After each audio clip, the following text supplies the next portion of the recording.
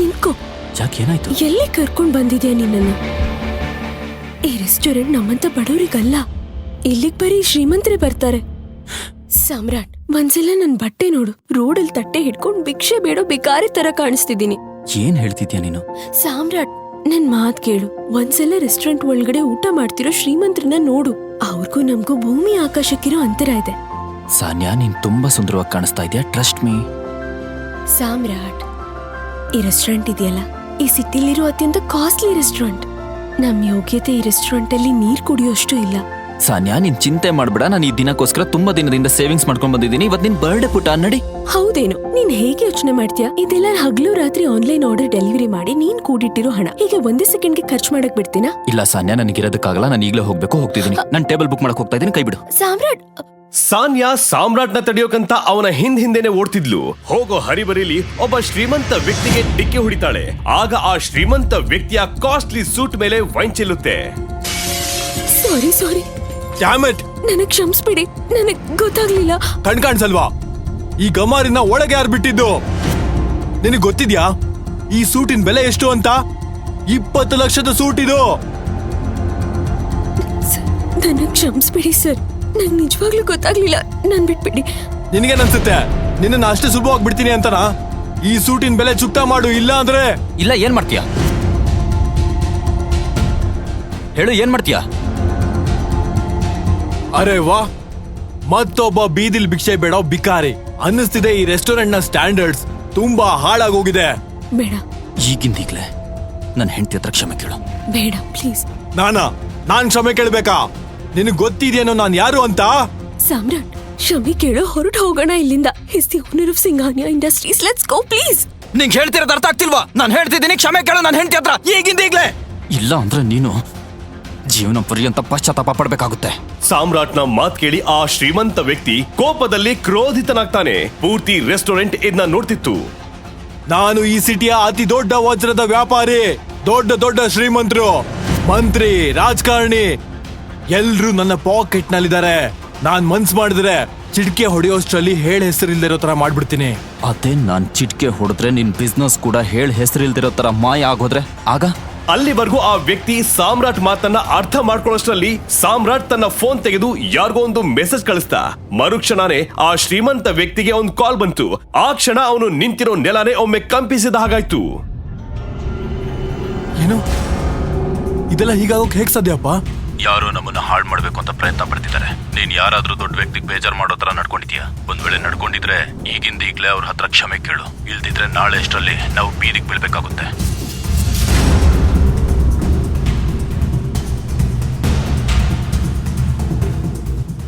ನೀನು ಇದೆಲ್ಲ ಹೇಗ್ ಮಾಡ್ದೆ? ಅಷ್ಟಕ್ಕೂ ನೀನ್ ಯಾರು?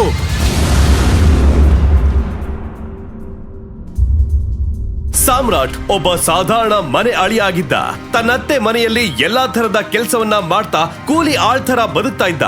ಆದ್ರೆ ಇವತ್ತು ಅವನು ಯಾರನ್ನೋ ಭೇಟಿ ಮಾಡೋಕಂತ ಹೋಗ್ತಿದ್ದ. ಆದ್ರೆ ಅದು ಅವನ ಅತ್ತೆ ಶರ್ಮಿಳಾಗೆ ಇಷ್ಟ ಇರ್ಲಿಲ್ಲ.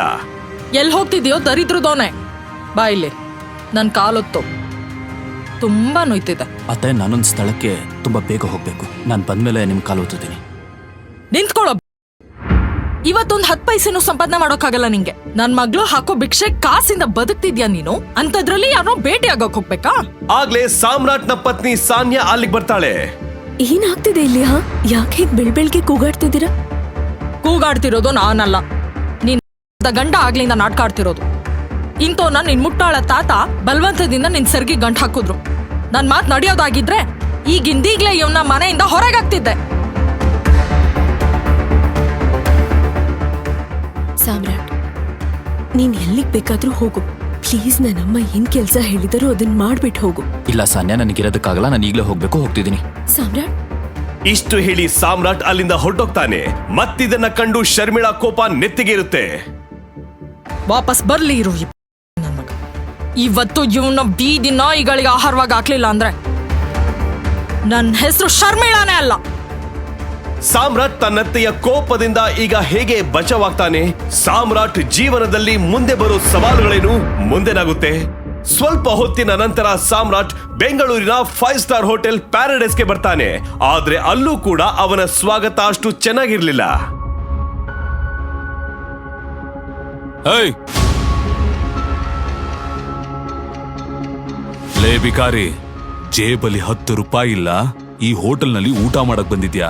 ಇಲ್ಲಿ ಕುಡಿಯೋ ನೀರ್ ಖರೀದಿ ಮಾಡೋದಕ್ಕೂ ನೀನು ಮನೆ ಮಾರ್ಬೇಕಾಗತ್ತೆ. ಹೋಗ್ತಾ ಇರು ಇಲ್ಲಿಂದ. ಸಾಮ್ರಾಟ್ ಹಾಕಿದ್ದ ಚಪ್ಪಲಿ ಕಿತ್ತೋಗಿತ್ತು. ಅವನು ಹೋಟೆಲ್ ಒಳಗೆ ಹೋಗೋದಕ್ಕೆ ಬಯಸ್ತಿದ್ದ. ಆದ್ರೆ ಹೋಟೆಲ್ನ ಗಾರ್ಡ್ಸ್ ಅವನ ನೆರಳು ಸಹ ಹೋಟೆಲ್ ಮೇಲೆ ಬೀಳ್ದಿರೋ ತರ ತಡೆದಿದ್ರು. ಹೋಟೆಲ್ ಮಾಲೀಕ ಅಕ್ರಮ್ ಅವ್ರನ್ನ ಭೇಟಿ ಮಾಡೋದಕ್ಕೆ ಬಂದಿದ್ದೀನಿ. ಏನ್ ಹೇಳ್ದೆ ನೀನು? ಅಕ್ರಮ್ ಸರ್ನ ಭೇಟಿ ಮಾಡೋದಕ್ಕೆ ಬಂದಿದ್ಯಾ? ಲೇ, ನಿನ್ನಂತ ನಮ್ಮ ಅಕ್ರಮ್ ಸರ್ ಬಾತ್ರೂಮ್ ಕ್ಲೀನ್ ಮಾಡೋದಕ್ಕೂ ಇಟ್ಕೊಳ್ಳಲ್ಲ, ಅರ್ಥ ಆಯ್ತಾ? ದೊಡ್ಡದಾಗ್ ಬಂದ್ಬಿಟ್ಟ ಅಕ್ರಮ್ ಸರ್ನ ಭೇಟಿ ಮಾಡೋದಕ್ಕೆ, ಹೋಗಿಲ್ಲಿಂದ.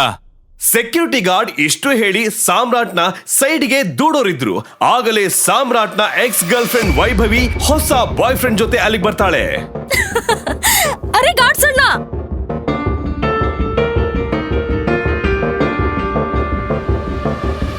ಈ ಭಿಕಾರಿಗಳನ್ನ ಈ ತರ ಓಡ್ಸೋದಲ್ಲ ಅಣ್ಣ. ಪಾಪ ಈ ಬಡಪಾಯಿ ತಿಂದು ಅದೆಷ್ಟು ದಿನ ಆಯ್ತೋ ಏನೋ.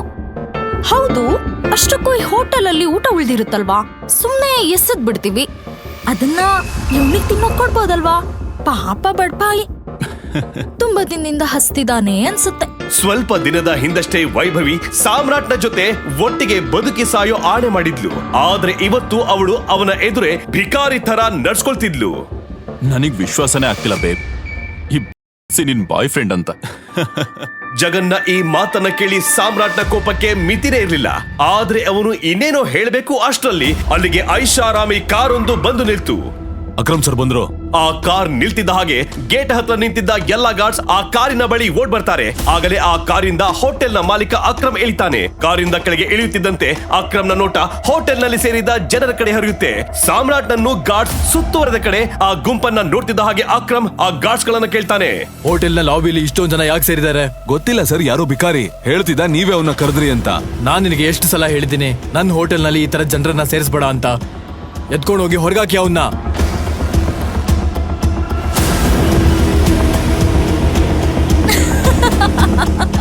ಅಕ್ರಮ್ ಮಾತ್ ಕೇಳ್ತಿದ್ದ ಹಾಗೆ ತಕ್ಷಣ 4 ಜನ ಗಾರ್ಡ್ಸ್ ಸಾಮ್ರಾಟ್ನ ಕಡೆ ಹೋಗ್ತಾರೆ ಮತ್ತು ಸಾಮ್ರಾಟ್ನ ಅಲ್ಲಿಂದ ಕರ್ಕೊಂಡು ಹೋಗಿ ಹೋಟೆಲ್ ಇಂದ ಹೊರಗೆ ಎಳ್ಕೊಂಡು ಬರ್ತಾರೆ.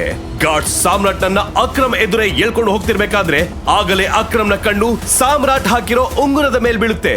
ಮತ್ತದರ ನಂತರ ಅಲ್ಲೇನಾಗುತ್ತೋ ಅದನ್ನು ಕಂಡು ಅಲ್ಲಿದ್ದ ಜನರ ಎದೆ ದಸಕ್ಕನ್ನುವಂತ ಘಟನೆ ನಡೆಯುತ್ತೆ. ಬಿಟ್ಬಿಡಿ ಅವ್ರನ್ನ. ಆದ್ರೆ ಸರ್, ಸಾಮ್ರಾಟ್ನ ಕೈನಲ್ಲಿರೋ ಉಂಗುರವನ್ನ ನೋಡ್ತಿದ್ದ ಹಾಗೆ ಅಕ್ರಮ್ ಅವನನ್ನ ತಡಿತಾನೆ.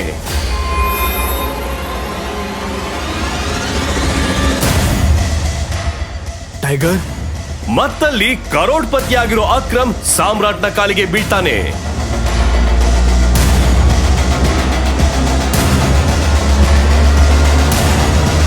ನಾನು ನಿಮ್ಮನ್ನ ಗುರುತಿಸ್ಲಿಲ್ಲ, ನನ್ನನ್ನ ಕ್ಷಮಿಸ್ಬಿಡಿ ಟೈಗರ್. ಅಷ್ಟಕ್ಕೂ ಯಾಕೆ ನಗರದ ಅತಿ ದೊಡ್ಡ ಬಿಸ್ನೆಸ್ ಮ್ಯಾನ್ ಸಾಮ್ರಾಟ್ನ ಕಾಲಿಗೆ ಬಿದ್ದಿದ್ದ? ಅಷ್ಟಕ್ಕೂ ಆ ಉಂಗುರದ ರಹಸ್ಯವಾದರೂ ಏನು? ಏನೀಗ ಆ ರಹಸ್ಯ ಎಲ್ಲರ ಮುಂದೆ ಬಿಚ್ಚಿಟ್ಟುಕೊಳ್ಳುತ್ತಾ? ಅಕ್ರಮ್ ಜೊತೆ ಈ ಭೇಟಿಯ ಬಗ್ಗೆ ಸಾಮ್ರಾಟ್ ಯಾರ ಹತ್ರನೂ ಏನು ಹೇಳಲೇ ಇಲ್ಲ. ಮರುದಿನ ಮುಂಜಾನೆ ಯಾವಾಗ ಸಾಮ್ರಾಟ್ ಸಾನ್ಯಾಗೆ ಟಿಫನ್ ಕೊಡೋಕೆ ಅವಳ ಆಫೀಸ್ಗೆ ಬಂದ್ನೋ ಅಲ್ಲವನು ನೋಡ್ದ ಆಫೀಸ್ ನಲ್ಲಿ ದೊಡ್ಡ ಕೋಲಾಹಲವೇ ಎಬ್ಬಿತ್ತು. ಆದ್ರೂ ಅವನು ಕಿವಿಗೆ ಹೆಡ್ಫೋನ್ಸ್ ಹಾಕೊಂಡು ಅವನ ಗುಂಗಲ್ಲೇ ತುಂಬಾ ಖುಷಿಯಾಗಿದ್ದ. ಈ ಕೋಲಾಹಲಕ್ಕೆ ರೀಸನ್ ಆಗ ತಾನೇ ಬಂದಿದ್ದ ಬ್ರೇಕಿಂಗ್ ನ್ಯೂಸ್ ಆಗಿತ್ತು. Breaking news. ಎಸ್ಕೆ ಇಂಡಸ್ಟ್ರೀಸ್ ನ ದಿಕ್ಕು ಬದಲಾಗೋಕೆ ಈ ಟೆಂಡರ್ ಕೊನೆಯ ನಂಬಿಕೆಯಾಗಿತ್ತು. ಮಾರ್ಕೆಟ್ ನಲ್ಲಿ ಈ ಸುದ್ದಿಯಿಂದ ಎಸ್ಕೆ ಇಂಡಸ್ಟ್ರೀಸ್ ಶೇರ್ ನಲ್ಲಿ ಭಾರಿ ನಷ್ಟ ಆಗಿದೆ. ಸಾನ್ಯಾ ಮುಳುಗ್ತಿರೋ ಕಂಪನಿನ ಹೇಗೆ ಮೇಲೆತ್ತಾಳೆ? Guys, the situation doesn't look good. ಇದು ನಮ್ಮ ಕೊನೆಯ ನಂಬಿಕೆಯಾಗಿತ್ತು ಎಸ್ಕೆ ಇಂಡಸ್ಟ್ರೀಸ್ ನ ರಿವೈವ್ ಮಾಡೋದಕ್ಕೆ. ಚಿರಾಗ್ ಸಾನ್ಯಾ ಸ್ನೇಹಿತ ಹಾಗೂ ಬಿಸ್ನೆಸ್ ಪಾರ್ಟ್ನರ್ ಆಗಿದ್ದ. ತಾತ ತೀರಿ ಹೋದ ನಂತರ ಬಿಸ್ನೆಸ್ ನೋಡ್ಕೊಳ್ಳೋದಕ್ಕೆ ಸಾನ್ಯಾ ಚಿರಾಗ್ ನನ್ನ ತನ್ನ ಪಾರ್ಟ್ನರ್ ಮಾಡ್ಕೊಂಡಿದ್ಲು. ಅಷ್ಟಕ್ಕೂ ಅವನಿಗೆ ಸಾನ್ಯಾ ಲೈಫ್ ಪಾರ್ಟ್ನರ್ ಆಗ್ಬೇಕಿತ್ತು. ಆದ್ರೆ ಸಾನ್ಯಾ ತಾತ ಸಾಯೋಕ್ಕೂ ಮುಂಚೆ ಬಲವಂತದಿಂದ ಸಾನ್ಯಾ ಮದ್ವೆ ಒಬ್ಬ ಬಡ ಡೆಲಿವರಿ ಬಾಯ್ ಸಾಮ್ರಾಟ್ ಜೊತೆ ಮಾಡಿಸಿದ್ರು. ಸಾನ್ಯಾ ಏನನ್ನು ಮಾತಾಡದೆ ಚಿಂತೆಯಲ್ಲಿ ಕುರ್ಚಿ ಮೇಲೆ ಕುಳಿತಿದ್ಲು. ಆಗ ಅವಳ ಪಕ್ಕದಲ್ಲಿ ಕುಳಿತಿದ್ದ ಕಂಪನಿಯ ಚೀಫ್ ಫೈನಾನ್ಷಿಯಲ್ ಆಫೀಸರ್ ಮಾರ್ಕೋ ಹೇಳ್ದ, ಸಾನ್ಯಾ, ಟೆಂಡರ್ ಸಿಗದೇ ಇರೋ ಕಾರಣಕ್ಕೆ ನಮ್ಮ ಎಲ್ಲ ಇನ್ವೆಸ್ಟರ್ಸ್ ಅವರು ನಮ್ಮ ಕಂಪ್ನಿಯಿಂದ ಹಿಂದೆ ಸರಿದಿದ್ದಾರೆ. And the balance sheet also doesn't look good. ಒಂದ್ ವೇಳೆ ಇದೇ ತರ ನಡೆದ್ರೆ ಮುಂದೆ ನಾವು ಬೀದಿಗೆ ಬರ್ತೀವಿ ಅಷ್ಟೇ. ಮಾರ್ಕ್ರೋ, ಯು ನೋ ವೆರಿ ವೆಲ್, ಈ ಕಂಪನಿನ ಕಟ್ಟಿ ಬೆಳೆಸೋಕೆ ತಾತ ರಕ್ತನೇ ಹರಿಸಿದ್ದಾರೆ. ವರ್ಷಾನ್ಗಟ್ಲೆ ನಮ್ ಶ್ರಮದಿಂದ ಕೇವಲ ನಮ್ ದೇಶದಲ್ಲ, ವಿದೇಶದಲ್ಲೂ ಕೂಡ SK ಇಂಡಸ್ಟ್ರೀಸ್ ತನ್ನದೇ ಛಾಪು ಮೂಡಿಸಿದೆ. ಕ್ಷಣ ಮಾತ್ರದಲ್ಲೇ ಇದೆಲ್ಲ ಹೇಗ್ ಹಾಳಾಗೋಗುತ್ತೆ? ಈ ತರ ಆಗೋಕ್ ಸಾಧ್ಯನಿಲ್ಲ. ಯಾವ್ದಾದ್ರೂ ಒಂದ್ ದಾರಿ ಇದ್ದೇ ಇರುತ್ತೆ. ಸಾನಿಯಾ, ನಿಮ್ಮ ತಾತನ ಕಾಲದಲ್ಲಿ ತುಂಬಾ ಸ್ಟ್ರಾಂಗ್ ಆಗಿರೋ ನಮ್ಮ ಅಸೋಸಿಯೇಟ್ಸ್ ಇದ್ರು. ಅವ್ರ ಜೊತೆ ಚಿರಾಗ್ನ ಇನ್ಸ್ಟ್ರಕ್ಷನ್ಸ್ ಪ್ರಕಾರ ನಾವು ನಮ್ಮ ಡೀಲ್ ನ ಅಂತ್ಯ ಮಾಡಿದ್ವಿ, ಮರ್ಜ್ ಮಾಡೋ ಪ್ರಯತ್ನ ಪಟ್ವಿ. ಓ ದೇಸಾಯಿಗಳೇ, ನಾಟ್ ಅಗೇನ್. ಈ ನ್ಯೂಸ್ ನಂತರ ನಮ್ ಜೊತೆ ಯಾರು ಮರ್ಜರ್ ಮಾಡ್ಕೊಳ್ಳಕ್ಕೆ ಮುಂದೆ ಬರಲ್ಲ. That's not an option. ಮಾರ್ಕ್ರೋ, let's see your plan. Desai ಉರ್ಫ್ ರವಿಕಾಂತ್ ಸಾನ್ಯಾ ತಾತನ ಹಳೆಯ ನಂಬಿಕಸ್ಥ ವ್ಯಕ್ತಿಯಾಗಿದ್ರು. ಅವರು ಸಾನ್ಯಾ ತಾತನ ಜೊತೆ ಸೇರಿ SK ಇಂಡಸ್ಟ್ರೀಸ್ ಜಗತ್ತಿನಾದ್ಯಂತ ವಿಸ್ತರಿಸುವ ಹಾಗೆ ಮಾಡಿದ್ರು. ಆದ್ರೆ ಅವರು ಈಗ ಕೇವಲ ನಾಮಕಾವಸ್ಥೆಗೆ ಈ ಕಂಪನಿಯ ಅಡ್ವೈಸರ್ ಆಗಿದ್ರು. Good morning Mrs Lobo, such a bright beautiful Monday. ನೀವ್ ಹೇಗಿದ್ದೀರಾ? ಇವತ್ತು ಆಫೀಸಲ್ಲಿ ಇಷ್ಟು ಕೋಲಾಹಲ ಯಾಕೆ ಹಬ್ಬಿದೆ?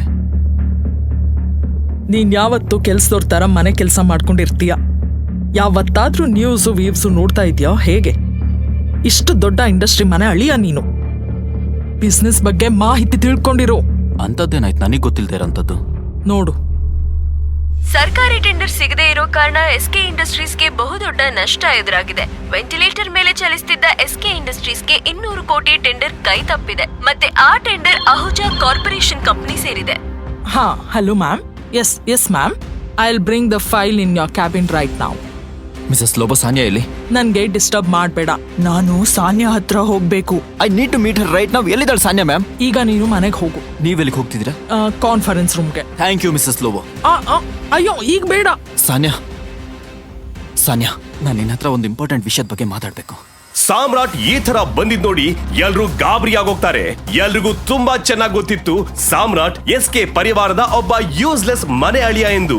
ಸಾಮ್ರಾಟ್, ಗೆಟ್ ಔಟ್. ಈಗ ಆಗಲ್ಲ. ಸಾನ್ಯಾ, ನಿನ್ನ ಈ ಸಂಕಷ್ಟದಿಂದ, ನಿಮ್ಗೆಲ್ರೂ ಈ ಸಂಕಷ್ಟದಿಂದ ನಾನು ಹೊರಗೆ ತರ್ತೀನಿ. ನನ್ನ ಹತ್ರ ದಾರಿ ಇದೆ. ನನಗೆ 5 ನಿಮಿಷ ಟೈಮ್ ಕೊಡು. ಸಾಮ್ರಾಟ್ ಇಷ್ಟು ಹೇಳ್ತಿದ್ದ ಹಾಗೆ ಚಿರಾಗ್ ತನ್ನ ಕುರ್ಚಿಯಿಂದ ಎದ್ದು, ಇದು ಕಾನ್ಫರೆನ್ಸ್ ರೂಮ್. ನಿನಗೆ ಎಷ್ಟು ಧೈರ್ಯ ಇರಬೇಕು ಕಂಪನಿ ಬಗ್ಗೆ ಮಾತಾಡೋದಕ್ಕೆ? ಸಾನ್ಯಾ, ಮೊದಲು ಈ ವ್ಯಕ್ತಿನ ಕಂಪ್ನಿಯಿಂದ ಹೊರಗೆ ಹಾಕು. ಇವ್ನು ಯಾವಾಗ ಈ ಕಂಪ್ನಿಗೆ ಎಂಟರ್ ಆದ್ನೋ ಅವಾಗಿಂದ ಈ ಕಂಪ್ನಿ ಎಕ್ಕುಟ್ ಹೋಗಿದೆ. ಸಾನ್ಯಾ, ಮೊದಲು ಇದನ್ನ ಸರಿ ಮಾಡು. ಏಯ್, ನಡಿಯೋ ಇಲ್ಲಿಂದ. ಚಿರಾಗ್ ಸಾಮ್ರಾಟ್ ನನ್ನ Security. ಕಾನ್ಫರೆನ್ಸ್ ರೂಮ್ ನಿಂದ ಹೊರ ಹಾಕ್ತಾನೆ. ಸೆಕ್ಯೂರಿಟಿ, ಎಳ್ಕೊಂಡು ಹೋಗಿ ಮನುಷ್ಯನ ಹೊರಗೆ ಬಿಸಾಕಿ. ಜನರಿಗೆ ಸಾಮ್ರಾಟ್ನ ಪರಿಸ್ಥಿತಿ ಕಂಡು ಅನುಕಂಪ ಉಂಟಾಯ್ತು. ಮತ್ತವರು ಚಿರಾಗ್ನ ರಿಕ್ವೆಸ್ಟ್ ಮಾಡ್ತಾ ಹೇಳ್ತಾರೆ, sir, I will take of this matter. You can go inside the meeting. ಹೌದಾ? ನೀವು ಫೈಲ್ಸ್ ತಗೊಂಡ್ ಬಂದ್ರ? ಎಸ್. ಸರಿ, ಕೊಡಿ ನನಗೆ. ಕೋಪದಿ ಕೆಂಪಾದ ಚಿರಾಗ್ ವಾಪಸ್ ಕಾನ್ಫರೆನ್ಸ್ ರೂಮ್ಗೆ ಹೋಗ್ತಾನೆ. ನಡಿ. ಬಿಡಿ ಅವರನ್ನ. ಇವರು ಕಳ್ರೋ ಕಾಕ್ರೋ ಅಲ್ಲ. ಇವರು ನಿಮ್ ಸಾನ್ಯಾ ಮೇಡಮ್ನ ಗಂಡ. ಮತ್ತೆ ಈ SK ಪರಿವಾರದ ಮನೆ ಅಳಿಯ. ಮರ್ತಿದ್ದೀರೇನು ಇದನ್ನೆಲ್ಲ ನೀವುಗಳು? Thank you Mrs Lobo. ಎಷ್ಟು ಮರ್ಯಾದೆ ನನಗೆ ನಿಮ್ಮಿಂದ ಸಿಗುತ್ತೋ ಅದು ಬಹುಶಃ ಸಾನ್ಯಾ ಮತ್ತು ಅವಳ ಅಮ್ಮನಿಂದನೂ ಸಿಗೋದಿಲ್ಲ. You idiot, come with me right now.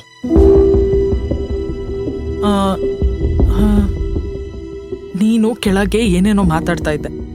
ಕಂಪ್ನಿನ crisis ಇಂದ ಹೊರಗೆ ತರೋದಾಗಿ. ಅದು ಹೇಗೆ? ನಂಗೂ ಹೇಗೆ ಅಂತ ಗೊತ್ತಿಲ್ಲ ಮಿಸಸ್ ಲೋಬೋ.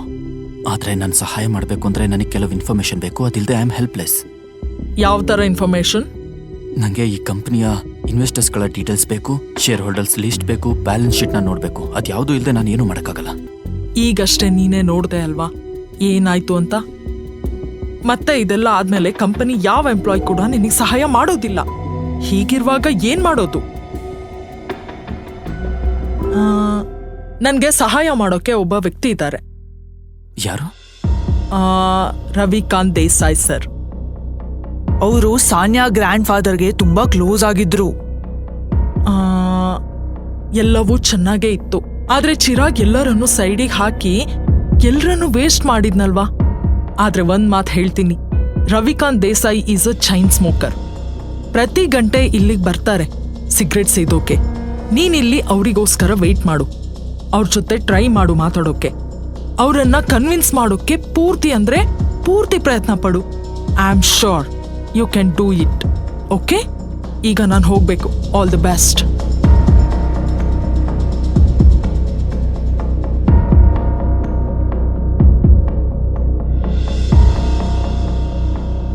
ನಮಸ್ಕಾರ ಮಂತ್ರಿಗಳೇ, ಹೇಗಿದ್ದೀರಾ? ಅರೆ ಸಾಮ್ರಾಟ್ ಸರ್, ನೀವು ನಮಗ್ ಫೋನ್ ಮಾಡಿದಿರಾ? ನಮ್ ಭಾಗ್ಯವೇ ಬದಲಾದಾಗಾಯ್ತು. ಅಯ್ಯೋ ಆತರ ಏನೂ ಇಲ್ಲ, ನನಗೊಂದು ಸಣ್ಣ ಕೆಲಸ ಆಗ್ಬೇಕಿತ್ತು ನಿಮ್ಮಿಂದ. ಒಬ್ಬ ಬಡ ಡೆಲಿವರಿ ಬಾಯ್ ಸಾಮ್ರಾಟ್ಗೆ ಮಂತ್ರಿ ಜೊತೆ ಹೇಗೆ ಪರಿಚಯ ಇತ್ತು, ಮಂತ್ರಿ ಅವರು ಸಾಮ್ರಾಟ್ ಜೊತೆ ಇಷ್ಟು ವಿನಮ್ರತೆಯಿಂದ ಯಾಕೆ ಮಾತಾಡ್ತಿದ್ರು, ಫೋನ್ ನಲ್ಲಿ ಸಾಮ್ರಾಟ್ ಮಂತ್ರಿಗೆ ಏನೋ ಅರ್ಥ ಮಾಡಿಸ್ತಿದ್ದ. ಆಗಲೇ ರವಿಕಾಂತ್ ದೇಸಾಯಿ ಉರ್ಫ್ ರವಿಕಾಂತ್ ಅಲ್ಲಿಗೆ ಬಂದ್ರು. ಹಾಗೆ ಫಾರಿನ್ ಡೀಟೇಲ್ಸ್ನ ಪತ್ತೆ ಹಚ್ಚಿ ಮಂತ್ರಿಗಳೇ, ನಂತರ ನನಗೆ ಕಾಲ್ ಬ್ಯಾಕ್ ಮಾಡಿ. ಈಗ ನಾನು ಫೋನ್ ಇಡ್ತೀನಿ. ಸರಿ.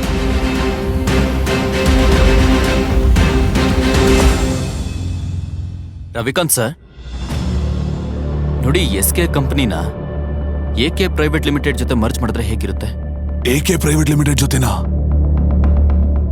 ಅವರು ನಮ್ಮ ಹಳೆ ಅಸೋಸಿಯೇಟ್ಸ್ ಆಗಿದ್ರು. ಆದ್ರೆ ಸಾಮ್ರಾಟ್, ನಿನ್ಗೆ ಅವ್ರ ಬಗ್ಗೆ ಹೇಗ್ ಗೊತ್ತು? ಇದಾದ ನಂತರ ಸಾಮ್ರಾಟ್ ರವಿಕಾಂತ್ ಅವರಿಗೆ ಏನನ್ನ ಹೇಳಿದ್ನೋ ಅದನ್ನ ಕೇಳ್ತಿದ್ದ ಹಾಗೆ ಅವರ ತಲೆ ಗಿರ್ರಂತು. ಅವರು ತಮ್ಮ ಸಿಗರೆಟ್ ವಾಪಸ್ಸಿಟ್ಟು ಸಾಮ್ರಾಟ್ ನನ್ನು ತಮ್ಮ ಜೊತೆ ಕಾನ್ಫರೆನ್ಸ್ ರೂಮ್ಗೆ ಕರ್ಕೊಂಡು ಹೋದ್ರು. ಏ ಬಡವಾ, ನೀನಿನ್ನೂ ಹೋಗಿಲ್ವಾ ಇಲ್ಲಿಂದ? Behave your self. ಸಾನಿಯಾ, ನಾವು ಸಾಮ್ರಾಟ್ಗೆ ಒಂದು ಅವಕಾಶ ಕೊಡ್ಬೇಕು. He has an excellent plan. ಅದು ಈ ತಿರುಪತಿ ಅವನ ಹತ್ರ. ನಾಲ್ಗೆ ಮೇಲೆ ಹಿಡ್ತಾ ಇರ್ಲಿ. ನಿನಗೆ ಎಷ್ಟು ವಯಸ್ಸಾಗಿದ್ಯೋ ಅದಕ್ಕಿಂತ ಹೆಚ್ಚು ನನಗೆ ಕಂಪ್ನಿ ನಡೆಸಿರೋ ಎಕ್ಸ್ಪೀರಿಯನ್ಸ್ ಇದೆ. ನಾವು ಸಾಮ್ರಾಟ್ ಮಾತನ್ನ ಕೇಳಬೇಕು. He has A point.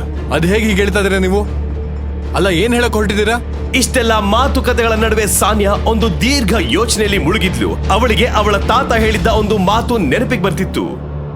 Sania ಮಗಳೇ, ಸಾಮ್ರಾಟ್ ನಿನಗೆ ತುಂಬಾ ಒಳ್ಳೆ ಜೀವನ ಸಂಗಾತಿ. ಮತ್ತಿದ್ಯಾವತ್ತು ನೆನ್ಪಿಟ್ಕೋ, ನಿನಗೆ ಇಲ್ಲ SK ಇಂಡಸ್ಟ್ರಿ ಮೇಲೆ ಸಮಸ್ಯೆ ಎದುರಾದ್ರೆ ಸಾಮ್ರಾಟ್ ಮಾತ್ರ ನಿನ್ನ ಅದರಿಂದ ಕಾಪಾಡ್ತಾನೆ. ತನ್ನೆದ್ರಿಗೆ ನಡೀತಿರೋ ಈ ರಾದ್ಧಾಂತ ನೋಡಿ ಸಾನಿಯಾ ಜೋರಾಗಿ ಕೂಗ್ತಾಳೆ. ಚಿರಾಗ್, ಇದೆ ನೆನ್ಪಿರ್ಲಿ, ಈ ಕಂಪನಿ ನಂದು, ಮತ್ತೆ ಪ್ರತಿ ಡಿಸಿಷನ್ ತಗೊಳ್ಳೋ ಹಕ್ಕು ನನಗಿರುತ್ತೆ. Sit down.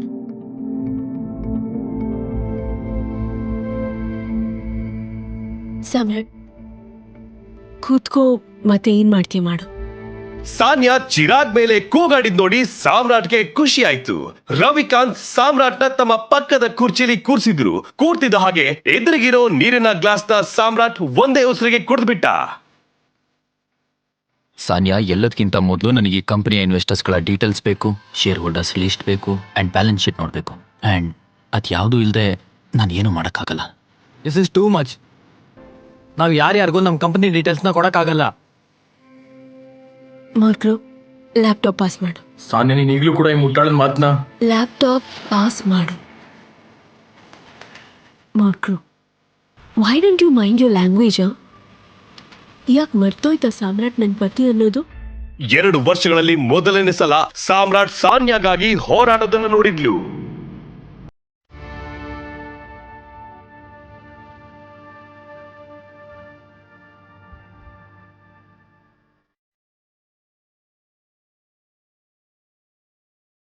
ಸಾನಿಯಾ, ನನಗೆ ಸ್ಟೇಟ್ಮೆಂಟ್ಸಲ್ಲಿ ತುಂಬ ಇರ್ರೆಗ್ಯುಲಾರಿಟೀಸ್ ಕಾಣಿಸ್ತಿದೆ.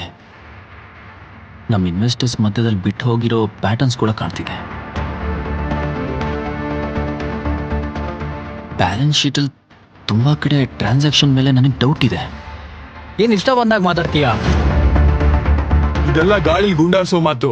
ಮೊದ್ಲೇಳು, ಈ ಕಂಪ್ನಿ ದಿವಾಳಿ ಆಗೋದ್ರಿಂದ ಹೇಗ್ ಬಚಾವ್ ಮಾಡ್ತೀಯ ನೀನು? ಬೀಳ್ತಿರೋ ಶೇರ್ಸ್ನ ಹೇಗ್ ಕಂಟ್ರೋಲ್ ಮಾಡ್ತೀಯ ನೀನು? ಸಾಮ್ರಾಟ್, ಸಾನಿಯಾ, ನಾನು ಈ ಕಂಪ್ನಿ ಶೇರ್ಸ್ನ ಬೈಬ್ಯಾಕ್ ಮಾಡ್ತಾ ಇದ್ದೀನಿ. Brilliant idea. ನಿನಗೇನು ಅನ್ಸುತ್ತೆ ಸಾಮ್ರಾಟ್? ನಾವು ಇದ್ರ ಬಗ್ಗೆ ಡಿಸ್ಕಸ್ ಮಾಡಿಲ್ಲ ಅಂತನಾ? ಸಾಮ್ರಾಟ್, ನಮ್ಮ ಹತ್ರ ಫಂಡ್ಸ್ ಎಲ್ಲಿದೆ? Right, okay, let me make a ಕಾಲ್.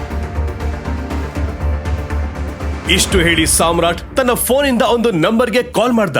ಅದನ್ನ ಕೇಳಿ ಸಾನ್ಯಾ ಜೊತೆ ಅಲ್ಲಿದ್ದವರ ಎದೆ ದಸಕಂತು. ಚಿರಾಗ್ ಮತ್ತೆ ಮಾರ್ಕೋ ಕಣ್ಣುಗಳು ಬಿಟ್ಟ ಕಣ್ಣು ಬಿಟ್ಟಂತೆ ಇದ್ವು.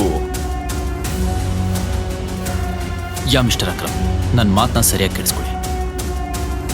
AK ಪ್ರೈವೇಟ್ ಲಿಮಿಟೆಡ್ ಅಕೌಂಟಿಂದ SK ಇಂಡಸ್ಟ್ರೀಸ್ ಅಕೌಂಟ್ಗೆ ಈಗಿಂದೀಗಲೇ 500 ಕೋಟಿ ದುಡ್ಡನ್ನ ಟ್ರಾನ್ಸ್ಫರ್ ಮಾಡಿ. ಮತ್ತೆ ಎರಡನೇ ಮಾತು, AK ಪ್ರೈವೇಟ್ ಲಿಮಿಟೆಡ್ ಮತ್ತೆ SK ಇಂಡಸ್ಟ್ರೀಸ್ ಮರ್ಜರ್ ಆಗೋದ್ರ ಬಗ್ಗೆ ಪಬ್ಲಿಕ್ನಲ್ಲಿ ಅನೌನ್ಸ್ ಮಾಡಿ ಈ ಕೂಡಲೇ. ಮತ್ತು ಹಾಂ, ಅಹೂಜಾ ಕಾರ್ಪೊರೇಷನಲ್ಲಿ ಎಷ್ಟೆಲ್ಲ ಶೇರ್ಸ್ ಇದೆಯೋ ಎಲ್ಲ ಖರೀದಿ ಮಾಡಿ ಬೇಗ. ರವಿಕಾಂತ್ ಸಾಮ್ರಾಟ್ನ ಮಾತು ಕೇಳಿ ಖುಷಿ ಪಡ್ತಿದ್ರು. ಆದ್ರೆ ಸಾನ್ಯಾ ಸಾಮ್ರಾಟ್ ಇಷ್ಟೊಂದು ದೊಡ್ಡ ದೊಡ್ಡ ಮಾತಾಡೋದ್ ನೋಡಿ ಗಾಬರಿ ಆದ್ಲು. ಅವಳಿಗೆ ನಂಬೋದಕ್ಕೆ ಆಗ್ತಿರ್ಲಿಲ್ಲ ಅವಳ ಮನೆ ಅಳಿಯನಾಗಿರೋ ಗಂಡ ಇಷ್ಟು ದೊಡ್ಡ ಕಂಪನಿ ಮಾಲೀಕನೊಂದಿಗೆ ಮಾತಾಡಿ ಅವಳ SK ಇಂಡಸ್ಟ್ರೀಸ್ ನ ಮರ್ಜ್ ಮಾಡೋದ್ರಲ್ಲಿದ್ದ ಅಂತ. ಸಾಮ್ರಾಟ್, ಯಾರ್ ನೀನು? ಸಣ್ಣ ನಗು ಬೀರ್ತಾ ಸಾಮ್ರಾಟ್ ಸಾನ್ಯಾ ಕಡೆ ನೋಡ್ದ. ಆದ್ರೆ ಯಾವುದೇ ಉತ್ತರ ಕೊಡ್ಲಿಲ್ಲ.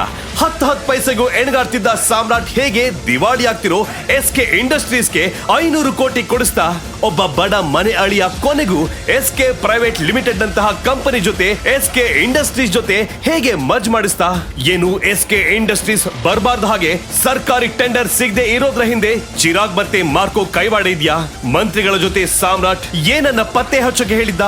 ಈ ಎಲ್ಲ ಪ್ರಶ್ನೆಗಳಿಗೆ ಉತ್ತರ ಬೇಕಂದ್ರೆ ಟೈಗರ್, ಓಡು, ಫಾಸ್ಟ್ ಆಗಿ ಓಡು, ಎಲ್ಲೋ ನಿಲ್ಬೇಡ. ಇವ್ರು ನಿನ್ನನ್ನು ಸಾಯಿಸ್ಬಿಡ್ತಾರೆ. ಮಗನೇ, ಡೋಂಟ್ ಸ್ಟಾಪ್. ಸಂಜಯ್ ಕೈಗೆ ಆಲ್ರೆಡಿ ಬುಲೆಟ್ ಬಿದ್ದಿದ್ರಿಂದ ನರಳ್ತಾ ಇದ್ದ. ತನ್ನ 5 ವರ್ಷದ ಮಗನ್ನ ಕತ್ಲಲ್ಲಿ ಅಡಗಿಸ್ಕೊಂಡು ಬೆಂಗಳೂರಿನ ಕಲಾಸಿಪಾಳ್ಯದ ಒಂದು ಚಿಕ್ಕ ಗಲ್ಲಿಲಿ ಬಚ್ಚಿಟ್ಕೊಂಡಿದ್ದ. ಅವನ್ ಕಾರು ಬುಲೆಟ್ ಗಾಯಕ್ಕೆ ಗಾಜು ಹೊಡ್ಕೊಂಡು ರಸ್ತೆ ಮಧ್ಯೆನೇ ನಿಂತಿತ್ತು. ಸಂಜಯ್ಗೆ ಶೂಟ್ ಮಾಡಿದವರು ಅಲ್ಲೇ ನಿಂತು ಅವರನ್ನ ಹುಡುಕ್ತಿದ್ರು. ನಾನ್ ನಿನ್ನ ಬಿಟ್ಟು ಎಲ್ಲೂ ಹೋಗಲ್ಲ ಡ್ಯಾಡ್, ನಾನ್ ನಿನ್ ಜೊತೆನೇ ಇರ್ತೀನಿ. ಹೇಯ್, ಲಿಸನ್ ಟು ಮೀ. ಲೈಫಲ್ಲಿ ನಾನು ತುಂಬಾ ನೋಡ್ಬಿಟ್ಟಿದ್ದೀನಿ, ಆದ್ರೆ ನಿನ್ ಲೈಫ್ ಈಗ ಶುರುವಾಗ್ತಿದೆ ಟೈಗರ್. ಬಿ ಬ್ರೇವ್ ಮೈ ಬಾಯ್ ಅಂತ ಹೇಳ್ತಾ ತನ್ನ ಕೈಲಿರೋ ಹಸಿರು ಹರಳಿನ ಚಿನ್ನದ ಉಂಗ್ರನ ಸಾಮ್ರಾಟ್ ಕೈ ಕೊಟ್ಟು ಹಣೆಗೊಂದು ಮುತ್ತಿಟ್ಟು ಗಟ್ಟಿಯಾಗಿ ಹಗ್ ಮಾಡ್ದ. ನೆಕ್ಸ್ಟ್ ಮೂಮೆಂಟೇ ಗನ್ ಹಿಡ್ಕೊಂಡು ಗೂಂಡಾಗಳನ್ನ ಫೇಸ್ ಮಾಡೋದಕ್ಕೆ ಮುನ್ನುಗ್ದ. ಪುಟ್ಟ ಸಾಮ್ರಾಟ್ ಕತ್ಲಲ್ಲೇ ಬಚ್ಚಿಟ್ಕೊಂಡು ಭಯದಿಂದ ಅಪ್ಪನ್ನೇ ನೋಡ್ತಾ ಇದ್ದ. ಸಂಜಯ್ ಕಾರ್ ಹತ್ರ ಹೋಗ್ತಿದ್ದ ಹಾಗೆ ಒಬ್ಬ ಗೂಂಡ ಅವನ್ ಕಡೆ ಗನ್ ಪಾಯಿಂಟ್ ಮಾಡ್ದ. ಅಷ್ಟೇ, ಒಂದೇ ಸಮ ಸಂಜಯ್ ಮೇಲೆ 3 ಬುಲೆಟ್ ಫೈರ್ ಆದ್ವು. ಟೈಗರ್, ಈ ಬದ್ಮಾಶ್ ಮುಖ ನೆನ್ಪಿಟ್ಕೋ. ನೀನೇ ಇವನನ್ನು ಹೊಡಿಬೇಕು. ಸಂಜಯ್ ಜೋರಾಗಿ ಕಿರ್ಚ್ಕೊಂಡು ಹಾಗೆ ನೆಲಕ್ಕುಸ್ದ.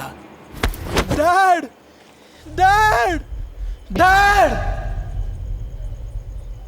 ಸಾಮ್ರಾಟ್ ಜೋರಾಗಿ ಕಿರ್ಚ್ತಾ ನಿದ್ದೆಯಿಂದ ಮೇಲೆದ್ದ. ಪೂರ್ತಿ ಬೆವ್ತೋಗಿ ಜೋರಾಗಿ ಉಸಿರಾಡ್ತಿದ್ದ. ಕಳೆದ 18 ವರ್ಷಗಳಿಂದ ಇದೇ ಕನ್ಸು ಅವನನ್ನ ಬಿಟ್ಟು ಬಿಡದೆ ಕಾಡ್ತಿತ್ತು. ಅಪ್ಪ ಕೊಟ್ಟಿರೋ ಉಂಗ್ರ ನೋಡ್ತಾ ಅವನು ಹೇಳಿದ ಮಾತನ್ನೇ ನೆನಪು ಮಾಡ್ಕೊಂಡ. ಸಾಮ್ರಾಟ್ ತಂದೆನ ಕಳ್ಕೊಂಡ್ಮೇಲೆ ಸುಮ್ನಹಳ್ಳಿಲಿರೋ ಒಂದು ಅನಾಥಾಶ್ರಮದಲ್ಲಿ ಬೆಳೆದ. 18 ವರ್ಷ ಆದ್ಮೇಲೆ ಅಲ್ಲಿಂದ ಹೊರಗಡೆ ಬಂದು ಡೆಲಿವರಿ ಬಾಯ್ ಆಗಿ ಕೆಲ್ಸಕ್ಕೆ ಸೇರ್ಕೋಬೇಕಾಯ್ತು. ಇಷ್ಟ ಇಲ್ದೇ ಇದ್ರು ಬೆಂಗಳೂರಲ್ಲಿ ಜೀವನ ಮಾಡ್ಬೇಕು ಅಂದ್ರೆ ಇದು ಅನಿವಾರ್ಯ ಆಗಿತ್ತು. ಈ ಎಲ್ಲಾ ಬೇಜಾರ್ ನಡುವೆ ಅವನಿಗಿದ್ದ ಒಂದೇ ಒಂದು ಖುಷಿ ಅಂದ್ರೆ ಅವನ ಗರ್ಲ್ ಫ್ರೆಂಡ್ ವೈಭವಿ. ಇವತ್ತು ಅವಳು ಬರ್ತಾಳೆ. ಬೇಗ ಕೆಲಸ ಮುಗಿಸಿ ಅವಳನ್ನ ಮೀಟ್ ಮಾಡೋದಕ್ಕೆ ಹೊರಟ. ಆನ್ ದ ವೇ ಯಾವಾಗ್ಲೂ ಹೋಗೋ ಬೇಕ್ರಿಗೆ ಹೋಗಿ, ಅಣ್ಣ ಇದೆಷ್ಟು? ದೊಡ್ಡ ಕೇಕ್ ಕಡೆ ಕೈ ತೋರಿಸಿ ಕೇಳ್ದ. ಅಪ್ಪ ಕಂಜೂಸು, ಸುಮ್ನೆ ಬಿಲ್ಡಪ್ ಕೊಡ್ಬೇಡ. ನೀನ್ ತಗೊಳ್ಳೋದು ಸಿಂಗಲ್ ಪೀಸ್ ಕೇಕ್ನ ಅಂತ ಗೊತ್ತು ನನಗೆ. 60 ರೂಪಾಯಿ ಏನ್ ಪಾರ್ಸಲ್ಲ? ಸದ್ಯಕ್ಕೆ 60 ಸಾಕಣ. 10-100 ರೂಪಾಯಿ ಉಳಿಸಿದ್ರೆ ನನ್ನ ಹುಡುಗಿ ಆಸೆ ಪಟ್ಟಂಗೆ ಬೆಂಗಳೂರಲ್ಲಿ ಒಂದು ಮನೆ ತಗೋಬಹುದು. ಸಿಂಗಲ್ ರೂಪಾಯಿ ಮ್ಯಾಟರ್ಸ್ ರಾಜಣ್ಣ ಅಂತ ನಕ್ಕು ಖುಷಿಯಿಂದಲೇ ಪಾರ್ಸಲ್ ತಗೊಂಡ. ಈ ಕಡೆ ವೈಭವಿ ರೂಮ್ ಕಲರ್ಫುಲ್ ಲೈಟ್ಸ್ ಅಲ್ಲಿ ಜಗಮಗಿಸ್ತಾ ಲೌಡ್ ಮ್ಯೂಸಿಕ್ ಕಿವಿ ಕಿತ್ತೋಗೋ ತರ ಕೇಳಿಸ್ತಾ ಇತ್ತು. ಸಾಮ್ರಾಟ್ ಕುತೂಹಲದಲ್ಲಿ ಡೋರ್ ಬೆಲ್ ಒತ್ತದಾಗ ವೈಭವಿನೇ ಡೋರ್ ಓಪನ್ ಮಾಡಿದ್ಲು. ಅವಳನ್ನ ನೋಡಿ ಸಾಮ್ರಾಟ್ ಫುಲ್ಲು ಶಾಕ್ ಆದ. Vaibhavi, what is this? ಏನಿದೆಲ್ಲ? ಯಾವಾಗ್ಲೂ ಟ್ರೆಡಿಷನಲ್ ಆಗಿರ್ತಿದ್ದ ವೈಭವಿ ಇವತ್ತು ಚಿಕ್ಕ ಸ್ಕರ್ಟ್ ಹಾಕೊಂಡು ತಲೆ ಮೇಲೆ ಕ್ರೌನ್ ಇಟ್ಕೊಂಡು ಫುಲ್ ಮಾಡರ್ನ್ ಆಗಿ ಬಳುಕ್ತಾ ಇದ್ಲು. ಟೇಬಲ್ ಮೇಲೆ ದೊಡ್ಡ ಕೇಕು, ಶಾಂಪೇನು, ವಿಸ್ಕಿ ಬಾಟಲ್ಸ್ ರಾಶಿ ಬಿದ್ದಿದ್ವು. ಸುತ್ತ ಅವಳ ಫ್ರೆಂಡ್ಸು ಡ್ಯಾನ್ಸ್ ಮಾಡ್ತಿದ್ರು.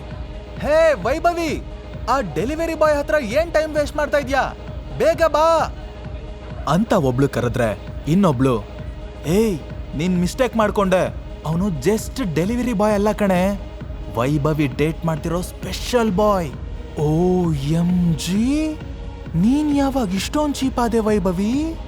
ಸಾಮ್ರಾಟ್ಗೆ ಸಿಕ್ಕಾಪಟ್ಟೆ ಅವಮಾನ ಆಗೋಯ್ತು. ವೈಭವಿ ಒಂದ್ ಮಾತು ಆಡದೆ ಸುಮ್ನೆ ನಿಂತಿದ್ಲು. ಅಷ್ಟರಲ್ಲಿ ಹಿಂದೆಯಿಂದ ಹ್ಯಾಪಿ ಬರ್ಡೇ ಡಾರ್ಲಿಂಗ್. ಸಾಮ್ರಾಟ್ ಹಿಂದೆ ತಿರುಗಿ ನೋಡಿದಾಗ ಸೂಟು ಬೂಟು ಹಾಕೊಂಡು ಜಗನ್ ನಿಂತಿದ್ದ. ಅವನು ದೊಡ್ಡ ಬಿಸ್ನೆಸ್ ಮ್ಯಾನ್ ಮಗ ಆಗಿದ್ರಿಂದ ಎಲ್ರಿಗೂ ಪರಿಚಯ ಆಯ್ತು. ಯಾವಾಗ್ಲೂ ವೈಭವಿ ಹಿಂದೆನೆ ಸುತ್ತುತ್ತಿದ್ರಿಂದ ಸಾಮ್ರಾಟ್ಗೆ ಅವನನ್ನ ನೋಡಿದ್ರೇನೆ ಇರಿಟೇಟ್ ಆಗ್ತಿತ್ತು. ಕಾಸ್ಟ್ಲಿ ಗಿಫ್ಟ್ ಬಾಕ್ಸ್ ಹಿಡ್ಕೊಂಡಿರೋ ಜಗನ್ ಮುಂದೆ ಒಂದೇ ಒಂದು ಕೇಕ್ ಪೀಸ್ ತಂದಿರೋ ಸಾಮ್ರಾಟ್ ಕಾಮಿಡಿ ಪೀಸ್ ತರ ಕಾಣ್ತಿದ್ದ. ಜಗನ್ ನಗ್ತಾ ಸಾಮ್ರಾಟ್ನ ಸೈಡಿಗೆ ತಳ್ಳಿ ವೈಭವಿಗೆ ಗಿಫ್ಟ್ ಕೊಟ್ಟು ಟೈಟಾಗಿ ಹಗ್ ಮಾಡ್ದ. ಸಾಮ್ರಾಟ್ಗೆ ಕೋಪ ಸರ್ರಂತ ನೆತ್ತಿಗೇರ್ತು. ವೈಭವಿ ಫ್ರೆಂಡ್ಸ್ ಕಡೆ ತಿರ್ಗಿ, ಗರ್ಲ್ಸ್, ನಾನೇನು, ನನ್ನ ಸ್ಟ್ಯಾಂಡರ್ಡ್ಸ್ ಏನು ಅಂತ ಇವಾಗ್ಲಾದ್ರೂ ಗೊತ್ತಾಯ್ತಾ ಅಂತ ಹೇಳಿ ಅಹಂಕಾರದಿಂದ, ಸಾಮ್ರಾಟ್ ಗೆಟ್ ಔಟ್ ಅಂತ ಹೇಳೋವರೆಗೂ ಇಲ್ಲೇ ಇರ್ತೀಯಾ ಅಂದ್ಬಿಟ್ಲು. How can you do this to me? Samrat ಇದನ್ನ ಎಕ್ಸ್ಪೆಕ್ಟ್ ಮಾಡಿರ್ಲಿಲ್ಲ. ಜಗನ್ ನಗ್ತಾ ವೈಭವಿ ಕೆನೆಗೆ ಮುತ್ಕೊಟ್ಟು, ಇನ್ನೇನು ನಿನ್ನಂತ ಬಿಕಾರಿ ಜೊತೆ ಇವಳು ಲೈಫ್ ಲಾಂಗ್ ಈ ತರ ಸಿಂಗಲ್ ಪೀಸ್ ಕೇಕ್ ತಿನ್ಕೊಂಡೇ ಬದುಕ್ಬೇಕಾ ಅಂತ ಅವಮಾನ ಮಾಡ್ದ. ಸಾಮ್ರಾಟ್ ಕಣ್ಣಂಚು ಒದ್ದೆ ಆಗ್ತಿತ್ತು. ಕೋಪ ತಡ್ಕೊಳಕ್ಕಾಗ್ಲಿಲ್ಲ. ಕೈಲಿದ್ದ ಕೇಕ್ನ ಬಿಸಾಕಿ ಮುಷ್ಟಿ ಕಟ್ಟಿ ಜಗನ್ ಮುಖಕ್ಕೆ ಚಕ್ ಅಂತ ಒಂದ್ ಪಂಚ್ ಮಾಡೇ ಬಿಟ್ಟ. ಮೂಗಿಂದ ಬರ್ತಿರೋ ರಕ್ತನ ಜಗನ್ ಒರೆಸ್ಕೋತಾ, hey bastard, I will finish you ಅಂತ ಅಟ್ಯಾಕ್ ಮಾಡೋಕ್ ಹೋದ. ಬಟ್ ಸಾಮ್ರಾಟ್ ಕೊಟ್ಟ ಇನ್ನೊಂದು ಪಂಚ್ಗೆ ಅವನೇ ಪಂಚರ್ ಆಗೋದ.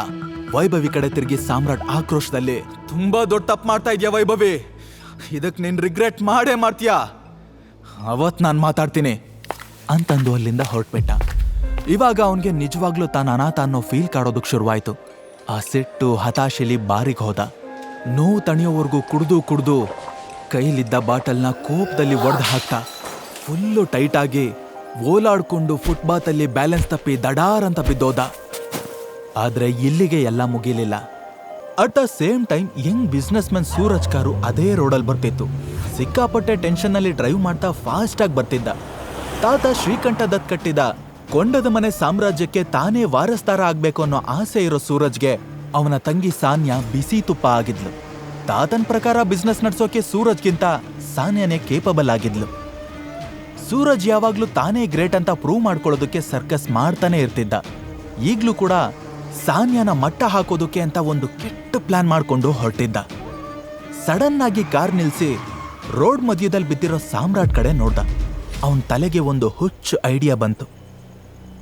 ಏಯ್, ಎತ್ಕೊಳ್ರ ಇವನನ್ನ, ಇನ್ನರ್ಧ ಗಂಟೆಯಲ್ಲಿ ಇವನು ಸಾನ್ಯಾ ರೂಮಲ್ಲಿ ಇರ್ಬೇಕು, ಇಂಥ ಒಳ್ಳೆ ಚಾನ್ಸ್ನ ಮಿಸ್ ಮಾಡ್ಕೋಬಾರ್ದು ಅಂತ ಜೊತೆಲಿರೋ ಗೂಂಡಾಗಳಿಗೆ ಹೇಳ್ದ. ಒಂದೇ ನಿಮಿಷದಲ್ಲಿ ಗೂಂಡಾಗಳು ಸಾಮ್ರಾಟ್ನ ಎತ್ತಾಕೊಂಡು ಹೊರಟ್ರು. ಸ್ವಲ್ಪ ಹೊತ್ತಲ್ಲಿ ಕಾರು 7 ಸ್ಟಾರ್ ಹೋಟೆಲ್ ಮುಂದೆ ಸ್ಟಾಪ್ ಆಯ್ತು. ಸೂರಜ್ ಕಾರ್ ಇಳಿತಾ, ಏಯ್, ರೂಮ್ ನಂಬರ್ ಗೊತ್ತು ತಾನೆ, 409, ಇವನ್ ಬಟ್ಟೆ ಬಿಚ್ ಮಲ್ಗಿಸಿ ಅಂದ. ಗೂಂಡಾಗಳು ಸಾಮ್ರಾಟ್ನ ಎತ್ಕೊಂಡು ಹೋಗಿ 409 ರೂಮಲ್ಲಿ ಮಲ್ಗಿಸಿದ್ರು. ಅಲ್ಲೇ ಪಕ್ಕದಲ್ಲಿ ಸೂರಜ್ ತಂಗಿ ಸಾನ್ಯಾನು ಮಲ್ಗಿದ್ಲು. ಬೆಳಿಗ್ಗೆ ಸಾಮ್ರಾಟ್ ನಿದ್ದೆಗಣ್ಣಲ್ಲಿ ಸೈಡಿಗೆ ಟರ್ನ್ ಆದಾಗ ಸಾಫ್ಟ್ ಕೈ ಟಚ್ ಆಗ್ತಿರೋ ಹಾಗೆ ಫೀಲ್ ಆಯ್ತು. ಕರೆಂಟ್ ಶಾಕ್ ಹೊಡೆದಾಗೆ ಕಣ್ಬಿಟ್ಟ. ಅವನ್ ಪಕ್ಕ ಒಬ್ಳು ಬ್ಯೂಟಿಫುಲ್ ಹುಡುಗಿ ಮಲ್ಗಿದ್ಲು. ಗಾಬರಿಯಾಗಿ ಎತ್ ಕೂತ್ಕೊಂಡ್ರೆ ಅವನ್ ಮೈ ಮೇಲೆ ಶರ್ಟು ಪ್ಯಾಂಟೇ ಇರ್ಲಿಲ್ಲ. ಅವನ್ಗೆ ಏನ್ ಮಾಡ್ಬೇಕು ಅಂತ ಗೊತ್ತಾಗ್ದೆ ಕನ್ಫ್ಯೂಷನ್ ಅಲ್ಲಿ ಒದ್ದಾಡ್ತಿದ್ದಾಗ ಸಾನ್ಯಾ ಕೂಡ ಎಚ್ಚರ ಆದ್ಲು. ಅವಳಿಗೆ ಏನೇನು ಅರ್ಥ ಆಗ್ಲಿಲ್ಲ. ಒಂದೇ ಸಲ ಚಂಡಮಾರುತ ಬಂದು ಮುಖ ಕಪ್ಪಳಿಸ್ದಂಗಾಯ್ತು. ಸರ್ರಂತ ಸಿಟ್ಟು ನೆತ್ತಿಗೇರಿ ಸಾಮ್ರಾಟ್ ಕಪಾಳಕ್ಕೆ ಎತ್ತಿ ಬಾರ್ಸೇ ಬಿಟ್ಲು. ಹೂದ ಹೆಲ್ಲಾರಿಯೋ, ನೀನ್ ಹೇಗ್ ಒಳಗಡೆ ಬಂದೆ? ನಿನ್ ಬಟ್ಟೆಯಲ್ಲಿ ನನ್ಗೇನ್ ಮಾಡ್ದೆ? ರಾಸ್ಕಲ್, ಬಾಯ್ ಬಿಡೋ. ಪಾಪ ಸಾಮ್ರಾಟ್ಗೆ ರೋಡ್ ಮಧ್ಯದಲ್ಲಿ ನಿಂತಿದ್ದಷ್ಟೇ ನೆನಪು.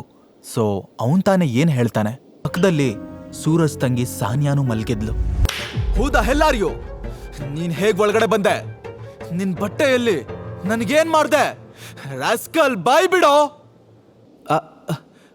ಅದು ನಾನು ಅಂತ ತಡವರ್ಸ್ತಿದ್ದಾಗ್ಲೇ ಆ ರೂಮ್ ಡೋರ್ ದಡ್ ಅಂತ ಓಪನ್ ಆಯ್ತು. ನೋಡಿದ್ರೆ ಅಲ್ಲಿ ಸೂರಜ್ ಮತ್ತೆ ಅವನ ಗ್ಯಾಂಗ್ ನಿಂತಿತ್ತು. ಸಾನ್ಯಾಗೆ ಮಾತಾಡೋದಕ್ಕೆ ಬಿಡ್ದೆ, ಶೇಮ್ ಆನ್ ಯು ಸಾನ್ಯಾ, ನನಗೆ ಮೊದ್ಲಿಂದಾನು ಡೌಟ್ ಇತ್ತು. ಆದ್ರೆ ತಾತನ್ ಹೇಳಿದ್ರೆ ಸಾನ್ಯಾ ಬಂಗಾರದಂತ ಹುಡುಗಿ ಅಂತಿದ್ರು. ಅವ್ರ ಮುದ್ದಿನ ಮೊಮ್ಮಗಳು ಕಾಗೆ ಬಂಗಾರ ಅಂತ ತೋರ್ಸೋದಕ್ಕೆ ತಾತನ್ನ ಇಲ್ಲಿ ಕರ್ಕೊಂಡ್ ಬಂದಿದ್ದೀನಿ. ನಿನ್ ಕರ್ಮಕಾಂಡನ ಅವರು ಲೈವ್ ಆಗಿ ನೋಡ್ಲಿ ಅಂತ. ತಾತ ಅಂದ್ ಕೂಡ್ಲೆ ಸಾನ್ಯಾಗೆ ಇಡೀ ಮೈ ನಡುಗೋಯ್ತು. ಅವಳು ಕೈ ಜೋಡಿಸಿ, ಅಣ್ಣ ಬಿಲೀವ್ ಮಿ, ಇಲ್ಲೇನ್ ನಡೀತಿದೆ ಅಂತಾನೆ ನನ್ಗೆ ಅರ್ಥ ಆಗ್ತಿಲ್ಲ. ಈ ಹುಡುಗನ್ನ ನಾನು ನೋಡ್ತಾ ಇರೋದು ಇದೇ ಫಸ್ಟ್ ಟೈಮ್ ಅಂತ ಬೇಡ್ಕೊಂಡ್ಲು. ಶ್ರೀಕಂಠ ದತ್ತ ಒಳಗ್ ಬಂದ್ರು. ಸಾನ್ಯಾ ಕಂಡೀಷನ್ ನೋಡಿ ಅವ್ರ ಕಣ್ಣು ಕೆಂಡ ಆಯ್ತು. ನಾನ್ ನಿನ್ನಿಂದ ಇದನ್ನೆಲ್ಲ ಎಕ್ಸ್ಪೆಕ್ಟ್ ಮಾಡಿರ್ಲಿಲ್ಲ ಸಾನ್ಯಾ. ತಾತ ಪ್ಲೀಸ್ ಟ್ರಸ್ಟ್ ಮೀ, ನೀವ್ ಅನ್ಕೊಂಡಿರೋ ಹಾಗೆ ಏನೂ ಇಲ್ಲ. ಇವನ್ ಯಾರು ಅಂತನೂ ನನಗೆ ಗೊತ್ತಿಲ್ಲ ಅಂತ ಗೋಗರದ್ಲು. ಶ್ರೀಕಂಠ ದತ್ತ ಸಿಟ್ಟಲ್ಲಿ, ಕೊಂಡೋದ್ ಮನೆ ಫ್ಯಾಮಿಲಿ ಪರಂಪರೆ ಏನು, ರೀತಿ ರಿವಾಜ್ ಏನು ಅಂತ ನಿನಗೆ ಗೊತ್ತಿದೆ ತಾನೆ. ಗೊತ್ತಿದ್ದು ತಪ್ಪು ಮಾಡಿದ್ಯಾ ಅಂದಮೇಲೆ ಶಿಕ್ಷೆ ಆಗ್ಲೇಬೇಕಲ್ವಾ ಅಂತ ಹೇಳಿ ಸಾಮ್ರಾಟ್ ಕಡೆ ನೋಡ್ಕೊಂಡು ಹಲ್ ಕಚ್ತಾ, ನೀನು ನನ್ನ ಮೊಮ್ಮಗಳ ಜೊತೆ ಮಲಗಿದ್ದೆ ಅಲ್ವಾ? ನಮ್ಮ ಕುಟುಂಬದ ರೂಲ್ಸ್ ಪ್ರಕಾರ ಇನ್ನು ಮುಂದೆ ನೀನೇ ನಮ್ಮ ವಂಶದ ಅಳಿಯ. ಇನ್ನು ಚರ್ಚೆ ಬೇಡ ಅಂತ ಅಬ್ಬರ್ಸಿದ್ರು. ವೇಟ್, ನಮ್ಮಿಬ್ರು ನಡುವೆ ಅಂತ ಏನೂ ನಡೆದಿಲ್ಲ. ಸಾಮ್ರಾಟ್ ಬೇಡ್ಕೊಂಡ. ಅವನ್ ಪ್ಯಾಂಟ್ ಹಾಕ್ತಾ ಇರೋದನ್ನ ಶ್ರೀಕಂಠ ದತ್ತ ಅವರು ಅಬ್ಸರ್ವ್ ಮಾಡಿ, ಓ ಹೌದಾ ಅಂತ ವ್ಯಂಗ್ಯ ಮಾಡ್ತಾ ಗಾರ್ಡ್ಸ್ ಕಡೆ ನೋಡಿದ್ರು. ಅಷ್ಟೇ, ಎಲ್ರೂ ಸಾಮ್ರಾಟ್ಗೆ ಹಿಗ್ಗಾಮುಗ್ಗ ಬಾರಿಸೋದಕ್ಕೆ ಶುರು ಮಾಡಿದ್ರು. ಅವನ್ಗೆ ರಿಟರ್ನ್ ಹೊಡೆಯೋಷ್ಟು ಶಕ್ತಿ ಇದ್ರೂ ಕೂಡ ಇಲ್ಲೇನಾಗ್ತಿದೆ, ಇವರೆಲ್ಲ ಯಾರು ಅಂತ ಯೋಚಿಸ್ತಾ ಸೈಲೆಂಟ್ ಆಗಿದ್ದ. ಶ್ರೀಕಂಠ ದತ್ತ ಸಾನ್ಯಾ ಕಡೆ ತಿರುಗಿ, ಸಾನ್ಯಾ, ನನ್ನ ಮಾತಿಗೆ ಬೆಲೆ ಕೊಡ್ತೀಯ ಅಲ್ವಾ? ಇವಾಗ ಇವನನ್ನ ಹಾಸ್ಪಿಟಲ್ ಕರ್ಕೊಂಡು ಹೋಗು. ಇವತ್ತು ಸಂಜೆ ಅಕ್ರಮ್ ಪಾರ್ಟಿಗೆ ಇನ್ವೈಟ್ ಮಾಡಿದಾನೆ, ಅಲ್ಲಿಗೆ ಹೋಗ್ಬೇಕು. ನೀನೊಬ್ಳೇ ಅಲ್ಲ, ಜೊತೆಲಿ ಅವನೂ ಬರಬೇಕು ಅಂತ ಆರ್ಡರ್ ಮಾಡೋ ತರ ಹೇಳಿ ಅಲ್ಲಿಂದ ಹೊರಟ್ರು. ಆ ಪಾರ್ಟಿ ನಡೀತಿದ್ದ ಪ್ಲೇಸ್ ಕೋಟೆ ತರ ಇತ್ತು. ಬೌನ್ಸರ್, ಸೆಕ್ಯೂರಿಟಿಗಳು ಎಲ್ರೂ ಮೆಷಿನ್ ಗನ್ ಹಿಡ್ಕೊಂಡು ನಿಂತಿದ್ರು. ಒಳಗ್ ಹೋದಾಗ ಮೊದಲು ಸಾಮ್ರಾಟ್ ಕಣ್ಣಿಗೆ ಕಂಡಿದ್ದು ಅವನ್ ಶತ್ರು ಜಗನ್. ಅವನಿಂದಾನೇ ಸಾಮ್ರಾಟ್ಗೆ ಈ ಸ್ಥಿತಿ ಬಂದಿತ್ತು. ಸಾಮ್ರಾಟ್ ಕೊಟ್ಟಿದ್ದ ಪಂಚ್ಗೆ ಜಗನ್ ಮೂಗು ಪಂಚರ್ ಆಗಿ ಪ್ಲಾಸ್ಟರ್ ಹಾಕೊಂಡಿದ್ದ. ಜಗನ್ ವ್ಯಂಗ್ಯ ಮಾಡ್ತಾ, ಏಯ್ ಬಾಸ್ಟರ್ಡ್, ನೀನಿಲ್ಲೇನೋ ಮಾಡ್ತಿದ್ಯಾ? ಇಲ್ಲೂ ಸಿಂಗಲ್ ಪೀಸ್ ಕೇಕ್ ಡೆಲಿವರಿ ಮಾಡೋಕ್ ಬಂದ್ಯಾ? ಸಾಮ್ರಾಟ್ ಮುಷ್ಟಿ ಬಿಗಿ ಹಿಡಿದು ಕೋಪ ಕಂಟ್ರೋಲ್ ಮಾಡ್ಕೋತಿರುವಾಗ್ಲೇ ಸಾನ್ಯಾ ಅವ್ರ ಮಧ್ಯೆ ಬಂದು ಫರ್ಮ್ ಆಗಿ, ಈಸ್ ಮೈ ಹಸ್ಬೆಂಡ್ ಅಂದ್ಲು. ವಾಟ್? ನಿನ್ಗೇನ್ ಹುಚ್ಚ? ಈ ಯೂಸ್ಲೆಸ್ನ ಮದ್ವೆ ಆಗಿದ್ಯಾ? ಯಾವಾಗ? ಸಾಮ್ರಾಟ್ ಸಿಟ್ಟಲ್ಲಿ, ನಾಲ್ಗೆ ಬಿಗಿ ಹಿಡ್ದು ಮಾತಾಡು, ಇಲ್ಲ ಅಂದ್ರೆ ಅಬ್ಬಾ, ಇಲ್ಲ ಅಂದ್ರೆ ಏನೋ ಮಾಡ್ತೀಯಾ? ಹೊಡಿತೀಯಾ? ಇಲ್ಲಿಗೆ ಬಂದು ಹೊಡೆಯೋಷ್ಟು ಧೈರ್ಯ ಇದೆಯಾ ನಿನ್ಗೆ? ಗಂಡ್ಸಾಗಿದ್ರೆ ಹೊಡೆಯೋ ನೋಡೋಣ. ತಕ್ಷಣ ಸಾಮ್ರಾಟ್ ಟ್ರಿಗರ್ ಆದ. ಮುಷ್ಟಿ ಬಿಗಿ ಮಾಡ್ತಿದ್ದ ಹಾಗೆ, ಏನ್ ನಡೀತಿದೆ ಇಲ್ಲಿ ಅನ್ನೋ ಒಂದು ಸ್ಟ್ರಾಂಗ್ ವಾಯ್ಸ್ ಕೇಳಿಸ್ತು. ಅಲ್ಲಿ ಪಾರ್ಟಿನ ಆರ್ಗನೈಸ್ ಮಾಡಿರೋ ಅಕ್ರಮ್ ನಿಂತಿದ್ದ. ಜಗನ್ ಪಾಪ್ತವನ್ ತರ ಮುಖ ಮಾಡ್ಕೊಂಡು, ಅಕ್ರಮ್ ಸರ್, ಇವನೊಬ್ಬ ಕ್ರಿಮಿನಲ್, ಈ ಪಾರ್ಟಿ ಕದ್ದು ಬಂದಿದ್ದಾನೆ ಅಂತ ಕಂಪ್ಲೇಂಟ್ ಹೇಳ್ದ. ಅಕ್ರಮ್ ಗುರಾಯಿಸ್ತಾ ಸಾಮ್ರಾಟ್ ಹತ್ರ ಬಂದು, you are not invited here. Scene create ಮಾಡ್ದೆ ಇಲ್ಲಿಂದ ಹೊರಡು, ಇಲ್ಲಾಂದ್ರೆ ಪೊಲೀಸ್ನ ಕರಿಬೇಕಾಗತ್ತೆ ಅಂತ ವಾರ್ನ್ ಮಾಡ್ದ. ಸಾಮ್ರಾಟ್ ಹ್ಯಾಂಡ್ ರೈಸ್ ಮಾಡ್ತಾ, ಅದ್ರ ಅವಶ್ಯಕತೆ ಇಲ್ಲ ಮಿಸ್ಟರ್ ಅಕ್ರಮ್, ನಾನೇ ಹೋಗ್ತೀನಿ ಅಂದ. ಆಗ ಅಚಾನಕ್ ಆಗಿ ಅವನ್ ಬೆರಳಲ್ಲಿದ್ದ ರಿಂಗ್ ಕಾಣಿಸಿ ಅಕ್ರಮ್ ಬೆಚ್ಚ ಬಿದ್ದ. ಅವನಿಡೀ ಬಾಡಿ ನಡುಗ್ತಾ ಇತ್ತು. ಟೈಗರ್ ಅಂತ ಮನಸ್ಸು ಕಿರಿಸ್ತು, ಆದ್ರೆ ಗಂಟ್ಲಿಂದ ಸ್ವರ ಹೊರಡ್ಲಿಲ್ಲ. ಅಲ್ಲಿಂದ ಹೊರಡೋದಕ್ಕೆ ತಿರುಗಿ ನಿಂತ ಸಾಮ್ರಾಟ್ ಕೈನ ರಫ್ ಅಂತ ಹಿಡ್ಕೊಂಡು ಅವನ್ಗೆ ಒಂದು ಮಾತಾಡೋದಕ್ಕೂ ಅವಕಾಶ ಕೊಡದೆ ಅಲ್ಲಿಂದ ಎಳ್ಕೊಂಡು ಹೋದ. ಅವನ್ ಹಾಗೆ ಎಳ್ಕೊಂಡು ಹೋದ ಸ್ಪೀಡ್ ನೋಡಿನೇ ಸಾನ್ಯಾ, ಸೂರಜ್, ಜಗನ್ ಅಲ್ಲಿದ್ದ ಎಲ್ರೂ ಇವತ್ತು ಸಾಮ್ರಾಟ್ ಕತೆ ಮುಗೀತು ಅನ್ಕೊಂಡ್ರು. ಅಕ್ರಮ್ ಸಾಮ್ರಾಟ್ನ ಸೀದಾ ಒಂದು ರೂಮ್ ಒಳಗಡೆ ಕರ್ಕೊಂಡು ಬಂದು ಡೋರ್ ಕ್ಲೋಸ್ ಮಾಡ್ದ. ಯಾಕೆ ನನ್ನನ್ನು ಇಲ್ಲಿಗೆ ಎಳ್ಕೊಂಡು ಬಂದಿದ್ದೀರಾ? ಏನ್ ನಿಮ್ ಪ್ರಾಬ್ಲಮ್ಮು? ಸಾಮ್ರಾಟ್ ಕೇಳೋ ಅಷ್ಟರಲ್ಲಿ, ನಾನ್ ನಿನ್ ಬೆರಳಲ್ಲಿರೋ ರಿಂಗ್ನ ನೋಡ್ಬೋದಾ ಅಂತ ಅಕ್ರಮ್ ಕೇಳ್ದ. ಯಾಕೆ? ಡೋಂಟ್ ವರಿ, ಜಸ್ಟ್ ನೋಡ್ತೀನಿ ಅಷ್ಟೆ. ಇವಾಗ ಅಕ್ರಮ್ ಮಾತಿನ ವರ್ಷ ಕಂಪ್ಲೀಟ್ ಆಗಿ ಬದಲಾಗಿತ್ತು. ಮೊದ್ಲಿನ ದರ್ಪ ಇರಲಿಲ್ಲ. ಸಾಮ್ರಾಟ್ ರಿಂಗ್ ಬಿಚ್ಚಿ ಅವನ್ ಕೈ ಕೊಟ್ಟ. ಅದ್ರ ಒಳಗಿರೋ ಟೀ ಸಿಂಬಲ್ನ ನೋಡಿ ಅಕ್ರಮ್ ಕಣ್ಣಲ್ಲಿ ನೀರ್ ತುಂಬಿಕೊಳ್ತು. ಹಿಂದೆ ಮುಂದೆ ಯೋಚನೆ ಮಾಡ್ದೆ ರಪ್ ಅಂತ ಸಾಮ್ರಾಟ್ ಕಾಲಿಗೆ ಬಿದ್ಬಿಟ್ಟ. ಟೈಗರ್ ಅಂತ ಹೇಳ್ತಾ ಫುಲ್ ಎಮೋಷನಲ್ ಆದ. ಸಾಮ್ರಾಟ್ಗೆ ಟೈಗರ್ ಅಂದಿದ್ ಕೇಳಿ ಶಾಕ್ ಆಯ್ತು. ತನ್ನಪ್ಪ ಸಾಯೋ ಕ್ಷಣದಲ್ಲಿ ಹೇಳಿದ ಮಾತೆ ಅವನ್ ತಲೆಯಲ್ಲಿ ಎಕೋ ಆಯ್ತು. ಫೈನಲಿ ನಮ್ ಟೈಗರ್ ನಮಗ್ ಸಿಕ್ತಾ ಅಂತ ಅಕ್ರಮ್ ಎದ್ದು ಖುಷಿಲ್ ಕುಣ್ದಾಡ್ದ. ಸಾಮ್ರಾಟ್ ಕನ್ಫ್ಯೂಸ್ ಆಗ್ತಾ, ಹೇಯ್ ಏನ್ ಹೇಳ್ತಾ ಇದ್ದೀರಾ ನೀವು ಅಂತ ಕೇಳ್ದ. ಹೌದು, ನಾನು ನಿನ್ಗೋಸ್ಕರ 18 ವರ್ಷದಿಂದ ಕಾಯ್ತಾ ಇದ್ದೆ. ನೀನೇ ನಮ್ ಟೈಗರ್. ನಮ್ಮ 1000 ಕೋಟಿ ಸಾಮ್ರಾಜ್ಯಕ್ಕೆ ನೀನೇ ಹುಲಿ. ನಿಮ್ಮಪ್ಪ, ನಾನು ಮತ್ತೆ ರಾಣ, ನಾವು 3 ಜನ ಫ್ರೆಂಡ್ಸ್ ಸೇರ್ಕೊಂಡು ಕಟ್ಟಿದ್ದಿ ಸಾಮ್ರಾಜ್ಯ ಇವತ್ತಿಂದ ನಿಂದು ಅಂತ ಹೇಳಿ ಗೋಡೆ ಮೇಲೆ ನೇತಾಡ್ತಾ ಇರೋ ಫೋಟೋ ಕಡೆ ಕೈ ತೋರಿಸ್ತಾ. ಅದ್ರ ಮಧ್ಯದಲ್ಲಿ ಸಂಜಯ್ ಇದ್ರೆ ಬಲ್ಗಡೆ ಅಕ್ರಮ್ ಇದ್ದ. ಎಡಗಡೆ ಇರೋ ರಾಣಾ ಫೋಟೋ ನೋಡಿದ ಕೂಡ್ಲೆ ಸಾಮ್ರಾಟ್ ಸ್ಟನ್ ಆದ. ಟೈಗರ್, ಈ ಬದ್ಮಾಶ್ ಮುಖ ನಾನ್ ನೆನ್ಪಿಟ್ಕೋ, ನೀನೇ ಇವನನ್ನ ಹೊಡಿಬೇಕು ಅಂತ ಅಪ್ಪ ಹೇಳಿದ ಮಾತು ಪದೇ ಪದೇ ಅವನ್ ಕಣ್ಮುಂದೆ ಬಂತು. ಸ್ವಂತ ಫ್ರೆಂಡ್ಗೆ ದ್ರೋಹ ಮಾಡಿದ ಆ ಪಾಪಿ ಫೋಟೋ ನೋಡಿ ಸಾಮ್ರಾಟ್ ಕಣ್ಣು ಕೆಂಪಾದ್ವು. ರಕ್ತ ಕೊತ ಕೊತ ಅಂತ ಕುದಿಯೋದಕ್ಕೆ ಶುರುವಾಯ್ತು. ಡ್ಯಾಡ್, 18 ವರ್ಷ ನಾನು ಯಾವುದಕ್ಕೋಸ್ಕರ ಕಾಯ್ತಾ ಇದ್ನೋ ಆ ಟೈಮ್ ಹತ್ರ ಬರ್ತಿದೆ. ನಿನ್ನನ್ನು ಸಾಯಿಸಿದ ಈ ರಾಣನ್ನ ಮಣ್ಣು ಮುಕ್ಕಿಸ್ತೇನೆ ಅಂತ ಮನ್ಸಲ್ಲೇ ಅಂದ್ಕೊಳ್ತಾ ಸಾಮ್ರಾಟ್ ಮುಷ್ಟಿ ಬಿಗಿ ಮಾಡ್ದ. ಏನಾಯ್ತು ಟೈಗರ್, ಯಾಕಿಷ್ಟೊಂದು ಕೋಪ? ತಕ್ಷಣ ಸಾಮ್ರಾಟ್ ತಲೆ ತಗ್ಗಿಸ್ಕೊಂಡು, ಇಲ್ಲ ಏನಿಲ್ಲ, ನೀವೇನೋ ಹೇಳ್ತಿದ್ರಿ, ಕಂಟಿನ್ಯೂ ಮಾಡಿ. ಹಾ ನಾವು ಕಟ್ಟಿದ್ದ ಅಂಡರ್ವರ್ಲ್ಡ್ ಸಾಮ್ರಾಜ್ಯದ ಬಗ್ಗೆ ಹೇಳ್ತಿದ್ದೆ. ಅದಕ್ಕೆ ನಾವಿಟ್ಟ ಹೆಸರು mafia king. Biggest politicians, business ಮನ್ಗಳು, ರೌಡಿಗಳನ್ನ ಎಲ್ರನ್ನೂ ನಾವೇ ಆಳ್ತಿದ್ವಿ. ಬಟ್ ನಮಗೆ ತುಂಬ ಶತ್ರುಗಳಿದ್ರು. ಅದರಲ್ಲಿ ಸ್ಟ್ರಾಂಗೆಸ್ಟ್ ಎನಿಮಿ ಅಂದರೆ ದಿಗ್ಬಾಲ್. ಅವನು ಇವಾಗಲೂ ನಿನಗೋಸ್ಕರ ಹುಡುಕ್ತಾನೆ ಇದ್ದಾನೆ ಟೈಗರ್. ಇವಾಗ ಸದ್ಯಕ್ಕೆ ರಾಣಾ ಮಗ ಮಾಂಟಿ ಮಾಫಿಯಾ ಕಿಂಗ್ ವರ್ಕ್ನೆಲ್ಲ ನೋಡ್ಕೋತಾ ಇದ್ದಾನೆ. ಬಟ್ ನೀನೇ ನಮ್ಮ ರಿಯಲ್ ಟೈಗರ್. ಇನ್ಮುಂದೆ ನೀನೇ ಎಲ್ಲಾನು ನೋಡ್ಕೋಬೇಕು. ಅಕ್ರಮ್ ಹೇಳಿದ ಒಂದೊಂದು ವಿಷಯನೂ ಸಾಮ್ರಾಟ್ಗೆ ಶಾಕಿಂಗ್ ಆಗಿತ್ತು. ಅಂಡರ್ ವರ್ಲ್ಡ್ಗೂ ತನ್ನ ಅಪ್ಪನಿಗೂ ಇಷ್ಟು ಲಿಂಕ್ ಇದೆ ಅಂತ ಅವನು ಅಂದ್ಕೊಂಡಿರ್ಲಿಲ್ಲ. ನಿನ್ನೆವರೆಗೂ ಜೇಬಲ್ಲಿ ಬಿಡಿಗಾಸಿಲ್ದೆ ಓಡಾಡ್ತಿದ್ದ ಸಾಮ್ರಾಟ್ ಈಗ 1000 ಕೋಟಿ ಮಾಫಿಯಾ ಸಾಮ್ರಾಜ್ಯಕ್ಕೆ ಟೈಗರ್. ಹೌದು, ನಾನು ನಿನಗೋಸ್ಕರ 18 ವರ್ಷದಿಂದ ಕಾಯ್ತಾ ಇದ್ದೆ. ನೀನೇ ನಮ್ಮ ಟೈಗರ್. ನಮ್ಮ 1000 ಕೋಟಿ ಸಾಮ್ರಾಜ್ಯಕ್ಕೆ ನೀನೇ ಹುಲಿ. ನಿಮ್ಮಪ್ಪ, ನಾನು ಮತ್ತೆ ರಾಣಾ, ನಾವು 3 ಜನ ಫ್ರೆಂಡ್ಸ್ ಸೇರ್ಕೊಂಡು ಕಟ್ಟಿದ್ದಿ ಸಾಮ್ರಾಜ್ಯ ಇವತ್ತಿಂದ ನಿಂದು. ರಾತ್ರೋರಾತ್ರಿ ಸಾಮ್ರಾಟ್ ಜೀವನ ದಿಕ್ಕೇ ಬದಲಾಗಿತ್ತು. ಗೋಡೆ ಮೇಲಿರೋ ರಾಣಾನ ಫೋಟೋನೇ ಆಕ್ರೋಶದಿಂದ ನೋಡ್ತಿದ್ದ. ಒಂದ್ ವೇಳೆ ರಾಣಾ ಈಗ ಅವನ್ ಕಣ್ಮುಂದೆ ಕಾಣಿಸ್ಕೊಂಡ್ರೆ ಅವನ್ ತಲೆನ ಕಡ್ದು ಅಪ್ಪನ್ ಸಾವಿಗೆ ರಿವೆಂಜ್ ತಗೋತಿದ್ದ. ಸಾಮ್ರಾಟ್ ತುಂಬಾ ಡಿಸ್ಟರ್ಬ್ ಆಗಿರೋದ್ನ ನೋಡಿದ ಅಕ್ರಮ್, ಹಾ ಟೈಗರ್, ನಾನ್ ಕೇಳೋದ್ ಮರ್ತೆ, ಇಷ್ಟು ವರ್ಷ ಎಲ್ಲಿದ್ದೆ, ಹೇಗಿದ್ದೆ ಅಂತ ಕೇಳ್ದ. ಸಾಮ್ರಾಟ್ ಕಣ್ಣಂಚಲಿ ನೀರ್ ಬಂತು. ಮಾತಾಡೋದಕ್ಕೂ ಕಷ್ಟ ಆಗ್ತಿತ್ತು. ಡ್ಯಾಡ್ನ ಕಳ್ಕೊಂಡ್ಮೇಲೆ 18 ವರ್ಷ ಅನಾಥಾಶ್ರಮದಲ್ಲೇ ಇದ್ದೆ. ಆಮೇಲೆ ಒಂದ್ ಜಾಬಿಗೆ ಸೇರ್ಕೊಂಡೆ. ಅದ್ಬಿಡಿ, ನೀವ್ಯಾಕೆ ಇಷ್ಟು ವರ್ಷ ನನ್ನನ್ನು ಹುಡುಕ್ಲೇ ಇಲ್ಲ? ಸಂಜಯ್ ಹೋದ್ಮೇಲೆ ಮಾಫಿಯಾ ಕಿಂಗ್ನಲ್ಲಿ ತುಂಬಾ ಸಮಸ್ಯೆಗಳನ್ನ ಫೇಸ್ ಮಾಡ್ಬೇಕಾಯ್ತು. ಆ ಟೈಮ್ನಲ್ಲಿ ಶತ್ರುಗಳ ಕಣ್ಣಿಂದ ನೀನ್ ದೂರ ಇರೋದೇ ಒಳ್ಳೇದಾಗಿತ್ತು. ಅದಕ್ಕೋಸ್ಕರ 4-5 ವರ್ಷ ನೀನನ್ನ ಹುಡುಕಕ್ಕೆ ಹೋಗ್ಲಿಲ್ಲ. ಅಷ್ಟರಲ್ಲಿ ನಮ್ ಪುಟ್ಟ ಟೈಗರ್ ದೊಡ್ಡವನಾಗಿದ್ದ. ಹುಡುಕಿದ್ರೂ ಗುರ್ತಿಡಿಯೋದಕ್ಕಾಗ್ಲಿಲ್ಲ. ಆಕ್ಚುಲಿ ಈಗ ನೀನ್ ಸಿಕ್ಕಿರೋ ವಿಷಯನ ಮಾಂಟಿ ಮತ್ತೆ ಉಳ್ದೋರ್ಗೆಲ್ಲ ಹೇಳ್ಬೇಕು. ನನ್ನ ಹಾಗೆ ಅವರು ಕೂಡ ಖುಷಿ ಪಡ್ತಾರೆ ಅಂತ ಎಕ್ಸೈಟ್ ಆಗಿ ಹೇಳ್ದ. ರಾಣನ್ ಮಗನ ಹೆಸರು ಕೇಳ್ತಿದ್ ಕೂಡ್ಲೆ ಸಾಮ್ರಾಟ್ ಮುಖ ಕೆಂಪಾಯ್ತು.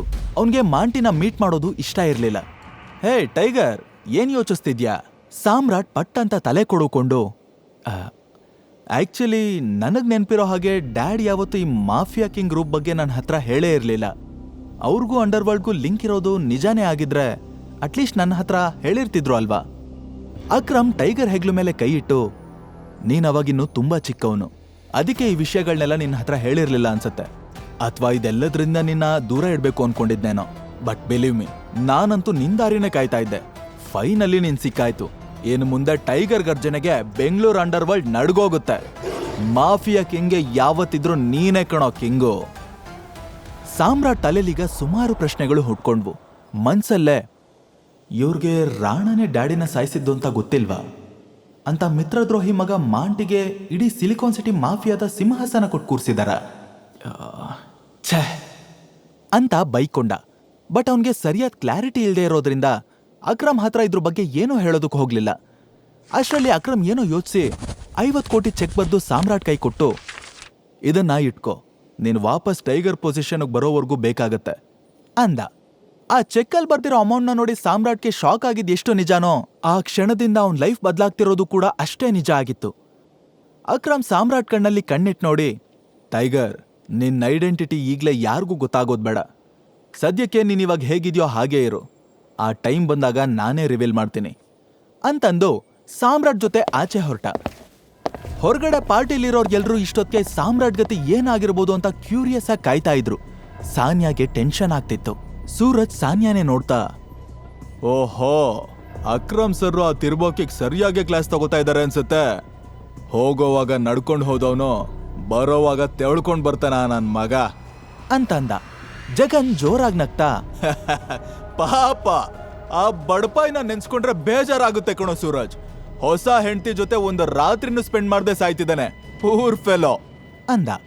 ಅದನ್ ಕೇಳಿ ಸಾನಿಯಾಗೆ ಒಂದ್ ಕಡೆ ಸಿಟ್ಟು ಬಂದ್ರೆ ಇನ್ನೊಂದ್ ಕಡೆ ಟೆನ್ಷನ್ ಜಾಸ್ತಿ ಆಯ್ತು. ಅಕ್ರಮ್ಗೆ ಸಾಯಿಸೋದೇನ್ ದೊಡ್ಡ ವಿಷಯ ಆಗಿರ್ಲಿಲ್ಲ, ಆದ್ರೆ ಒಬ್ಬ ವ್ಯಕ್ತಿ ಸಾಯೋದನ್ನ ಇನ್ನೊಬ್ಬ ಸೆಲೆಬ್ರೇಟ್ ಮಾಡ್ತಾನಲ್ಲ ಅಂತ ಅವಳಿಗೆ ಜಗನ್ ಬಗ್ಗೆ ಅಸಹ್ಯ ಅನ್ನಿಸ್ತು. ಸೂರಜ್ ಸರ್ಕ್ಯಾಸ್ಟಿಕ್ ಆಗಿ, ಸತ್ತಿರೋರ್ ಬಗ್ಗೆ ಹಿಂಗೆಲ್ಲ ಮಾತಾಡಬಾರ್ದು ಕಣೋ, ತಪ್ಪು ತಪ್ಪು ಅಂತ ಹೇಳ್ದ. ಜಗನ್ ಗಾಯ ಆಗಿರೋ ಮೂಗ್ನ ಮುಟ್ಕೊಳ್ತಾ ಮನ್ಸಲ್ಲೇ, ತಪ್ಪಂತೆ ತಪ್ಪು, ನಂತರ ಹೊಡೆಸ್ಕೊಂಡಿದ್ರೆ ಗೊತ್ತಾಗ್ತಿತ್ತು ಇವನ್ಗೆ, ನಾನೇ ಅವನೊಂದು ಸಾಯಿಸೋಣ ಅನ್ಕೊಂಡಿದ್ದೆ, ನನ್ನ ಮಗನ್ಗ ಅದೃಷ್ಟನೂ ಇಲ್ಲ ಬಿಡು ಅಂತ ಅನ್ಕೋತಿರುವಾಗ್ಲೇ ಆ ರೂಮ್ ಡೋರ್ ಓಪನ್ ಆಯ್ತು.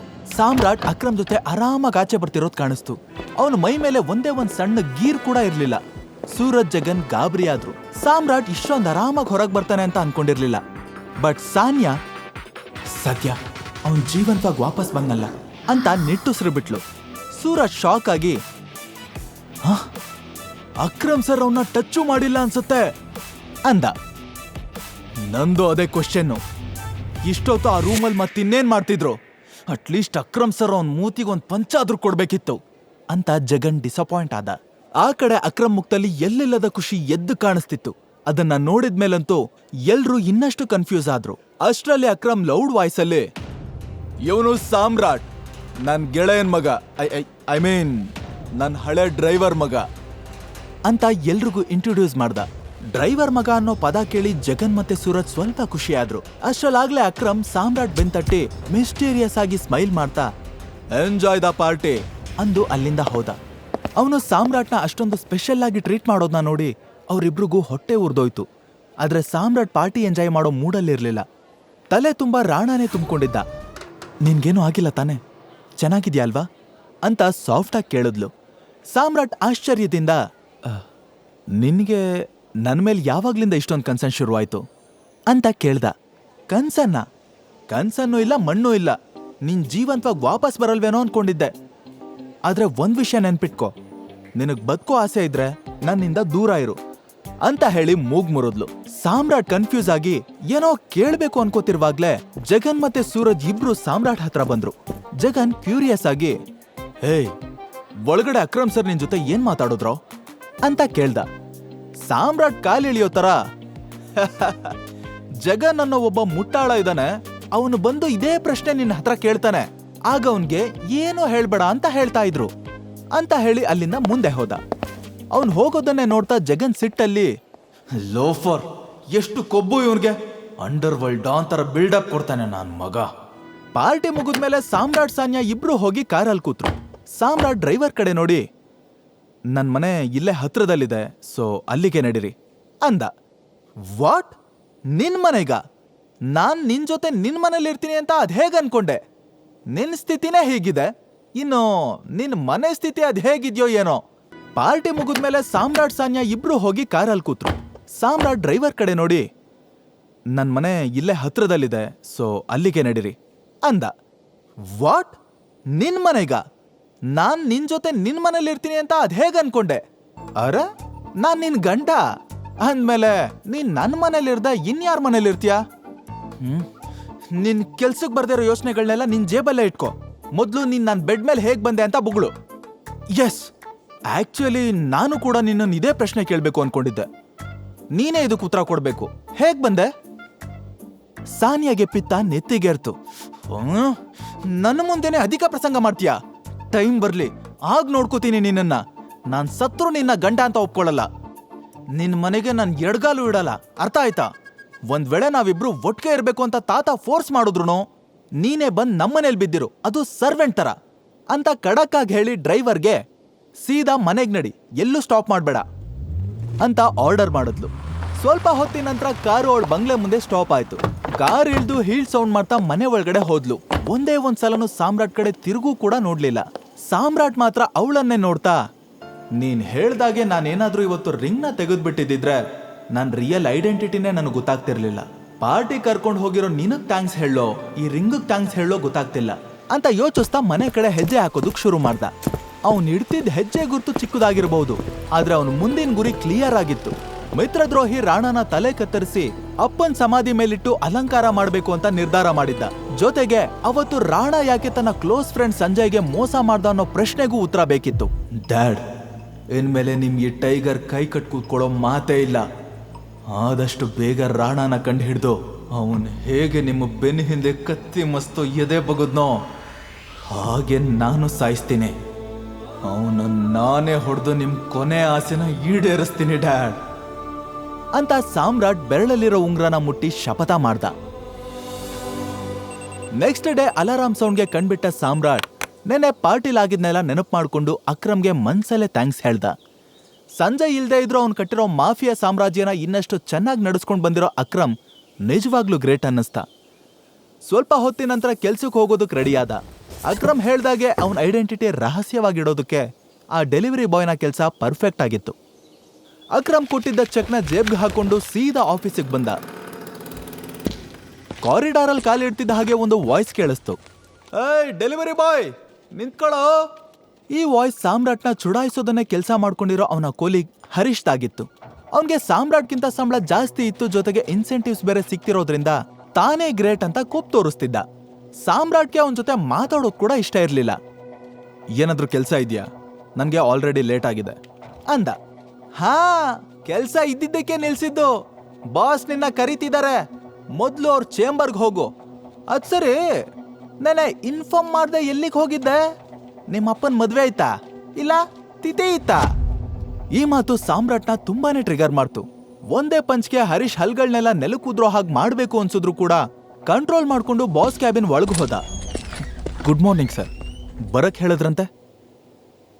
ಆ ಬಾಸ್ ನೆತ್ತಿ ಮೇಲೆ ಆಂಟನ ತರ ನಿಂತಿರೋ 3 ಕೂದ್ಲನ್ನ ಸವರ್ಕೊಳ್ತಾ, ಓಹೋ ಸಾಹೇಬ್ರು ಬನ್ನಿ ಬನ್ನಿ, ನೀವು ಮಾಡಿರೋ ಘನ ಕಾರ್ಯಕ್ಕೆ ಮಂಗಳಾರತಿ ಮಾಡೋಣ ಅಂತ ಬರಕ್ ಹೇಳ್ದೆ ಅಂತ ವಿಚಿತ್ರವಾದ ಟೋನಲ್ಲಿ ಹೇಳ್ದ.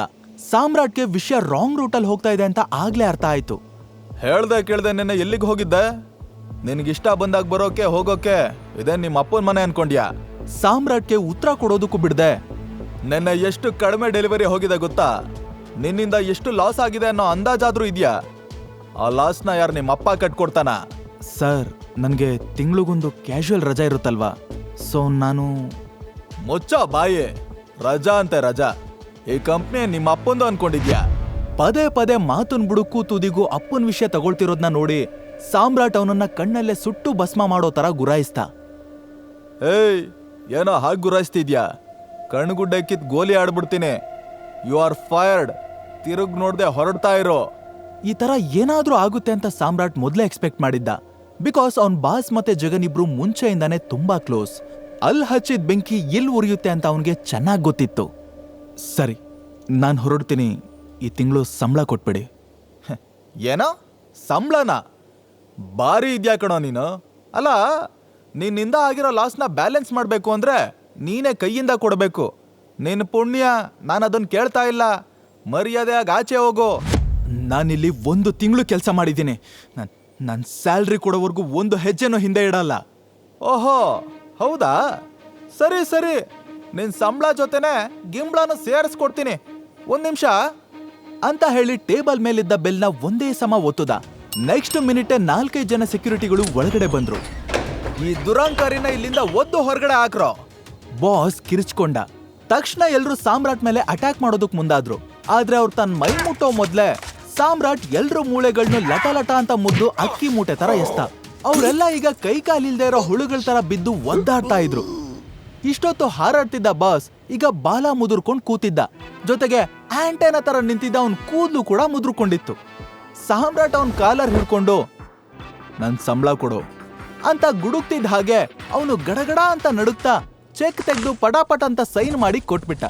ಸಾಮ್ರಾಟ್ ಅವನನ್ನ ಹಿಂದಕ್ ನೂಕಿ, 1 ವಿಷಯ ನೆನ್ಪಲ್ಲಿಟ್ಕೋ, ಇನ್ಮೇಲೆ ಯಾರ ಅಪ್ಪನ ಬಗ್ಗೆ ಏನಾದ್ರೂ ಮಾತಾಡಿದ್ ಗೊತ್ತಾದ್ರೆ ನಿನ್ ತಲೆ ನಿನ್ನ ಬಾಡಿಲಿರಲ್ಲ, ನನ್ನ ಕೈಲಿರುತ್ತೆ, ಹುಷಾರು ಅಂತ ವಾರ್ನಿಂಗ್ ಕೊಟ್ಟು ಅಲ್ಲಿಂದ ಹೋದ.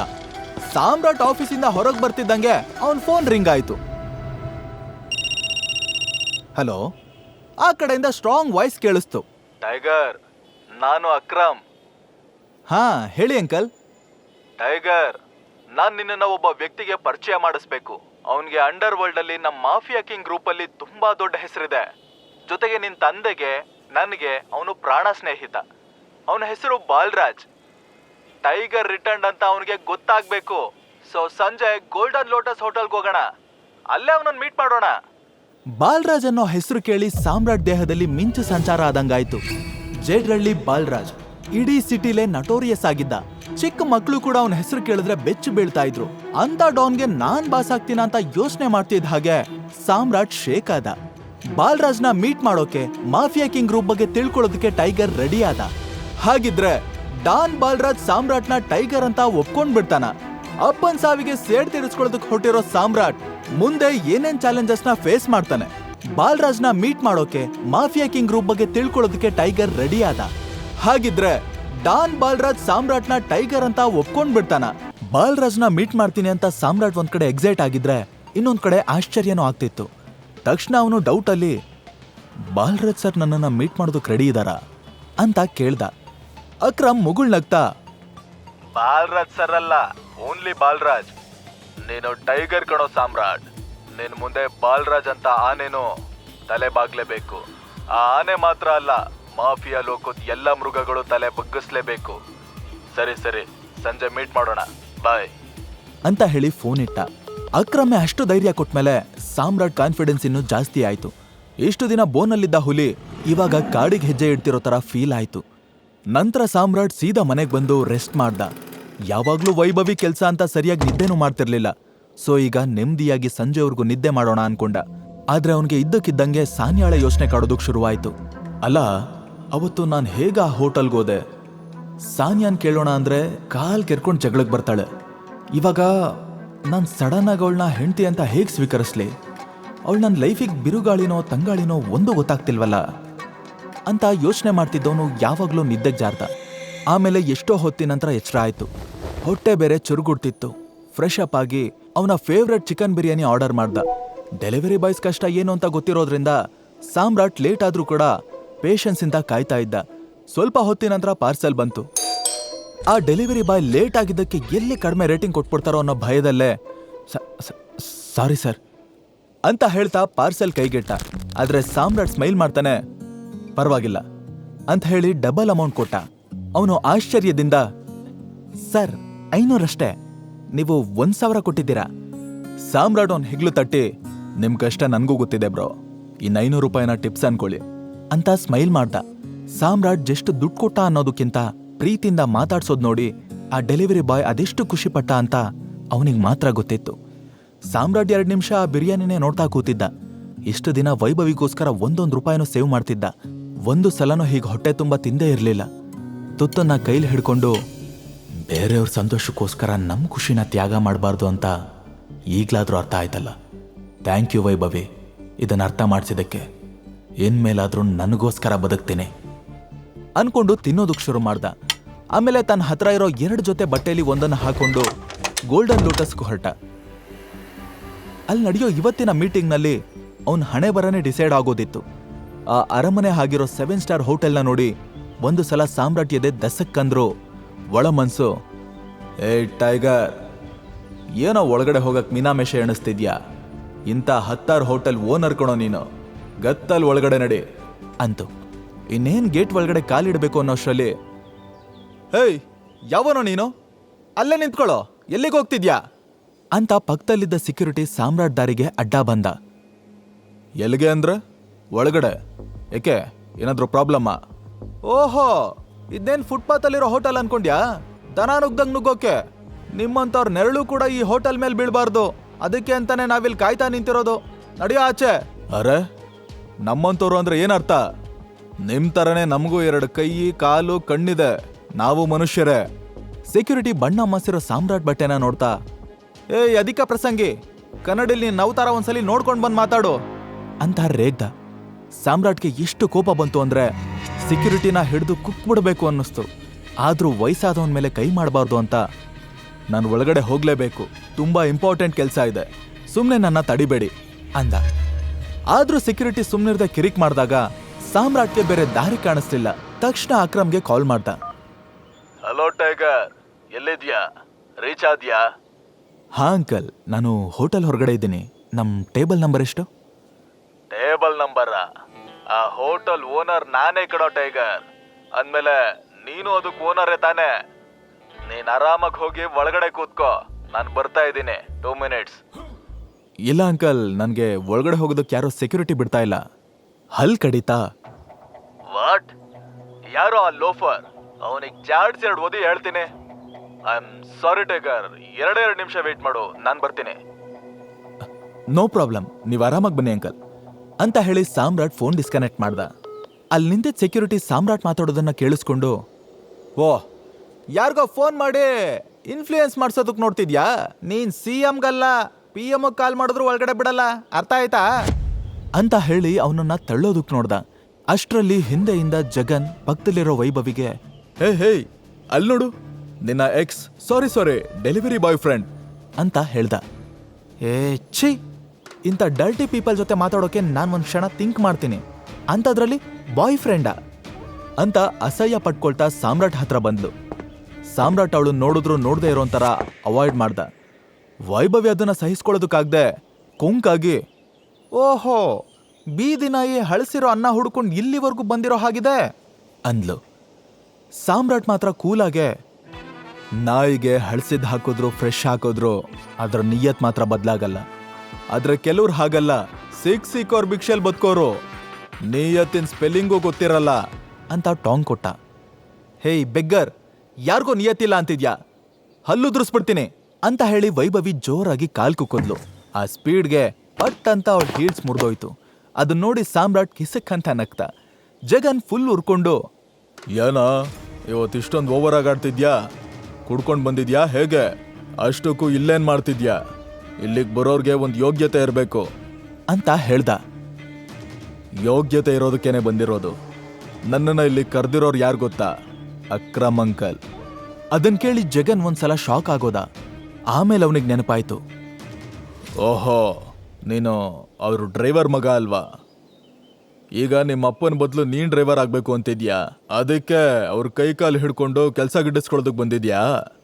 ಕೈಕಾಲ್ ಯಾರು ಹಿಡಿತಾರೆ, ಯಾರು ಕೈಕಾಲ್ ಮುರಿತಾರೆ ಅಂತ ಆಮೇಲೆ ನೋಡೋಣ ಅಂತ ಸಾಮ್ರಾಟ್ ಗೊಣುತ್ತಾ ಸುಮ್ನಾದ. ಕೊಚ್ಚೆ ಮೇಲೆ ಕಲ್ಲೆಸ್ತು ಮೈಕ್ ಸಿಡಿಸ್ಕೊಳ್ಳೋದು ಅವನಿಗೆ ಇಷ್ಟ ಇರಲಿಲ್ಲ. ಅದೇ ಸಮಯಕ್ಕೆ ಬ್ಲ್ಯಾಕ್ ಕಲರ್ ಲಕ್ಸುರಿಯಸ್ ಕಾರಲ್ಲಿ ಅಕ್ರಮ್ ಬಂದಿಳ್ದ. ಅವನ ಜೊತೆ ಇನ್ನೊಬ್ಬ ಬ್ಲ್ಯಾಕ್ ಕಲರ್ ಸೂಟ್ ಹಾಕಿರೋ 6 ಅಡಿ ವ್ಯಕ್ತಿ ಕೂಡ ಇದ್ದ. ಅವನ ದಷ್ಟಪುಷ್ಟವಾದ ತೋಳು, ಕತ್ತಿಯಷ್ಟೇ ಶಾರ್ಪ್ ಆಗಿರೋ ಕಣ್ಣು, ಬೀಗಿಯಾಗಿ ಹಿಡ್ದಿರೋ ಮುಷ್ಟಿ ನೋಡಿದ್ರೇನೆ ಅವನು ದೊಡ್ಡ ಡಾನ್ ಅಂತ ಗೊತ್ತಾಗ್ತಾ ಇತ್ತು. ಅವನು ಬೇರೆ ಯಾರೋ ಅಲ್ಲ, ಮಾಫಿಯಾ ಕಿಂಗ್ ಪಿಲ್ಲರ್ ಜೇಡ್ರಳ್ಳಿ ಬಾಲ್ರಾಜ್. ಅವನ ಜೊತೆ ಇನ್ನೊಬ್ಬ ಬ್ಲ್ಯಾಕ್ ಕಲರ್ ಸೂಟ್ ಹಾಕಿರೋ 6 ಅಡಿ ವ್ಯಕ್ತಿ ಕೂಡ ಇದ್ದ. ಅವನ ದಷ್ಟಪುಷ್ಟವಾದ ತೋಳು, ಕತ್ತಿಯಷ್ಟೇ ಶಾರ್ಪ್ ಆಗಿರೋ ಕಣ್ಣು, ಬೀಗಿಯಾಗಿ ಹಿಡ್ದಿರೋ ಮುಷ್ಟಿ ನೋಡಿದ್ರೇನೆ ಅವನು ದೊಡ್ಡ ಡಾನ್ ಅಂತ ಗೊತ್ತಾಗ್ತಾ ಇತ್ತು. ಅವನು ಬೇರೆ ಯಾರೋ ಅಲ್ಲ, ಮಾಫಿಯಾ ಕಿಂಗ್ ಪಿಲ್ಲರ್ ಜೇಡ್ರಳ್ಳಿ ಬಾಲ್ರಾಜ್. ಸಾಮ್ರಾಟ್ ಮೇಲಿಂದ ಕೆಳಗ್ವರೆಗೂ ಅವನನ್ನ ನೋಡ್ತಾ ಒಂದು ಕ್ಷಣ ಸ್ಟನ್ ಆಗೋದ. ಅವನು ಇದುವರೆಗೂ ಬಾಲ್ರಾಜ್ ಬಗ್ಗೆ ಕೇಳಿದ್ದ, ಓದಿದ್ದ, ಬಟ್ ನೇರವಾಗಿ ನೋಡ್ತಿರೋದು ಇದೇ ಫಸ್ಟ್ ಟೈಮ್. ಅಷ್ಟರಲ್ಲಿ ಅಕ್ರಮ್ ಸೀದಾ ಸೆಕ್ಯೂರಿಟಿ ಹತ್ರ ಬಂದು ಅವನ್ ಕಾಲರ್ ಪಟ್ಟಿ ಹಿಡ್ದು, ಏನಾಗ್ತಿದೆ ಇಲ್ಲಿ, ಏನಿದೆಲ್ಲ ಡ್ರಾಮಾ ಅಂತ ರೇಗ್ದ. ಬಾಲ್ರಾಜ್ ಇನ್ನು ಕಾರ್ ಹತ್ರ ನಿಂತ್ಕೊಂಡು ಫೋನಲ್ಲಿ ಮಾತಾಡ್ತಿದ್ದ. ಸೆಕ್ಯೂರಿಟಿ ಅಕ್ರಮ್ ಕಡೆ ನೋಡ್ತಾ ನಡ್ಗೋ ವಾಯ್ಸಲ್ಲಿ, ಕ್ಷಮಿಸಿ ಸರ್, ಆ ವ್ಯಕ್ತಿ ನನಗೂ ಇಲ್ಲಿಗೆ ಬರ್ತಿರೋಕೆ ಎಷ್ಟು ತೊಂದರೆ ಕೊಡ್ತಿದ್ದಾನೆ. ಇವನ್ ನೋಡೋಕೆ ಕಳ್ಳನ ಥರ ಕಾಣಿಸ್ತಿದ್ದಾನೆ. ಅದಕ್ಕೆ ನಾನು ಇವನನ್ನ ಒಳಗಡೆ ಹೋಗೋದಕ್ಕೆ ಬಿಡದೆ ತಡದ್ ನಿಲ್ಸಿದ್ದೀನಿ. ಏನಂದೆ? ಕಳ್ಳನ? ಕರೆಯೋಕೆಷ್ಟೋ ಧೈರ್ಯ ನಿನಗೆ? ಇವನು ನನ್ನ ಸ್ಪೆಷಲ್ ಗೆಸ್ಟ್. ನಾಳೆಯಿಂದ ನಿನ್ನನ್ನ ಈ ಹೋಟೆಲ್ ಅಕ್ಕಪಕ್ಕ ನೋಡಿದ್ರು ಕಾಲು ಮುರಿದು ಬಿಡ್ತೀನಿ ಅಂತ ರೇಗ್ದ. ಕೂಡ್ಲೆ ಎಲ್ರೂ ಬೆಚ್ಚಬಿದ್ರು. ಜಗನ್, ವೈಭವಿ ಇಬ್ರು ಒಂದು ಕ್ಷಣನೂ ಅಲ್ಲಿ ನಿಂತ್ಕೊಳ್ದೆ ಕಳ್ಳ ಬೆಕ್ಕಿನ ಥರ ಜಾಗ ಖಾಲಿ ಮಾಡಿದ್ರು. ಮುರಿದೋಗಿರೋ ಹಿಲ್ಸಲ್ಲಿ ಕುಂಟು ಕುದುರೆ ಥರ ಓಡ್ತಿರೋ ವೈಭವಿನ ನೋಡಿ ಸಾಮ್ರಾಟ್ಗೆ ನಗು ತಡ್ಕೊಳ್ಳೋದಕ್ಕಾಗ್ಲಿಲ್ಲ. ಅಷ್ಟರಲ್ಲಿ ಅಕ್ರಮ್ ಸಾಮ್ರಾಟ್ ಕಡೆ ತಿರುಗಿ, I am so sorry tiger, ಈ ಇಡಿಯಟ್ ಇಂದ ನಿನಗೆ ತುಂಬಾ ಅಂತ ಅವನು ಹೇಳ್ತಿದ್ದಾಗ್ಲೇ, ಇಲ್ಲ ಪ್ರಾಬ್ಲಮ್ ಏನಿಲ್ಲ ಅಂಕಲ್, ಒಬ್ಬ ಬಡವನ್ ಶತ್ರು ಯಾರು ಹೇಳಿ? ಇನ್ನೊಬ್ಬ ಬಡವನೇ ಅಂತ ಸ್ಮೈಲ್ ಮಾಡ್ದ. ಸಾಮ್ರಾಟ್ ಯಾವ ಅರ್ಥದಲ್ಲಿ ಹೇಳ್ತಿದ್ದಾನೆ ಅಂತ ಅಕ್ರಮ್ಗೆ ಅರ್ಥ ಆಯ್ತು. ಸಾಮ್ರಾಟ್, ನೀನೀಗ ಬಡವ ಅಲ್ಲ, ಬಿಲೇನಿಯರ್, ಕಮಾನ್ ಅಂತ ಬೆಂತಟ್ಟಿ ಒಳಗಡೆ ಕರ್ಕೊಂಡು ಹೊರಟ. ಬಾಲ್ರಾಜ್ ಫೋನಲ್ಲೇ ಮಾತಾಡ್ತಾ ಅವ್ರ ಹಿಂದೆ ಬರ್ತಿದ್ದ. ಸ್ವಲ್ಪ ಸಮಯದ ನಂತರ ಅವರು ಒಂದು ಲಕ್ಸುರಿಯಸ್ ಆಗಿರೋ ರೂಮಿಗೆ ಬಂದ್ರು. ಸರ್ವೆಂಟ್ಸ್ ಎಲ್ರು ಅಕ್ರಮ್ ಜೊತೆ ಬಾಲ್ರಾಜ್ನ ನೋಡಿ ಗಡಗಡ ಅಂತ ನಡುಗ್ತಿದ್ರು.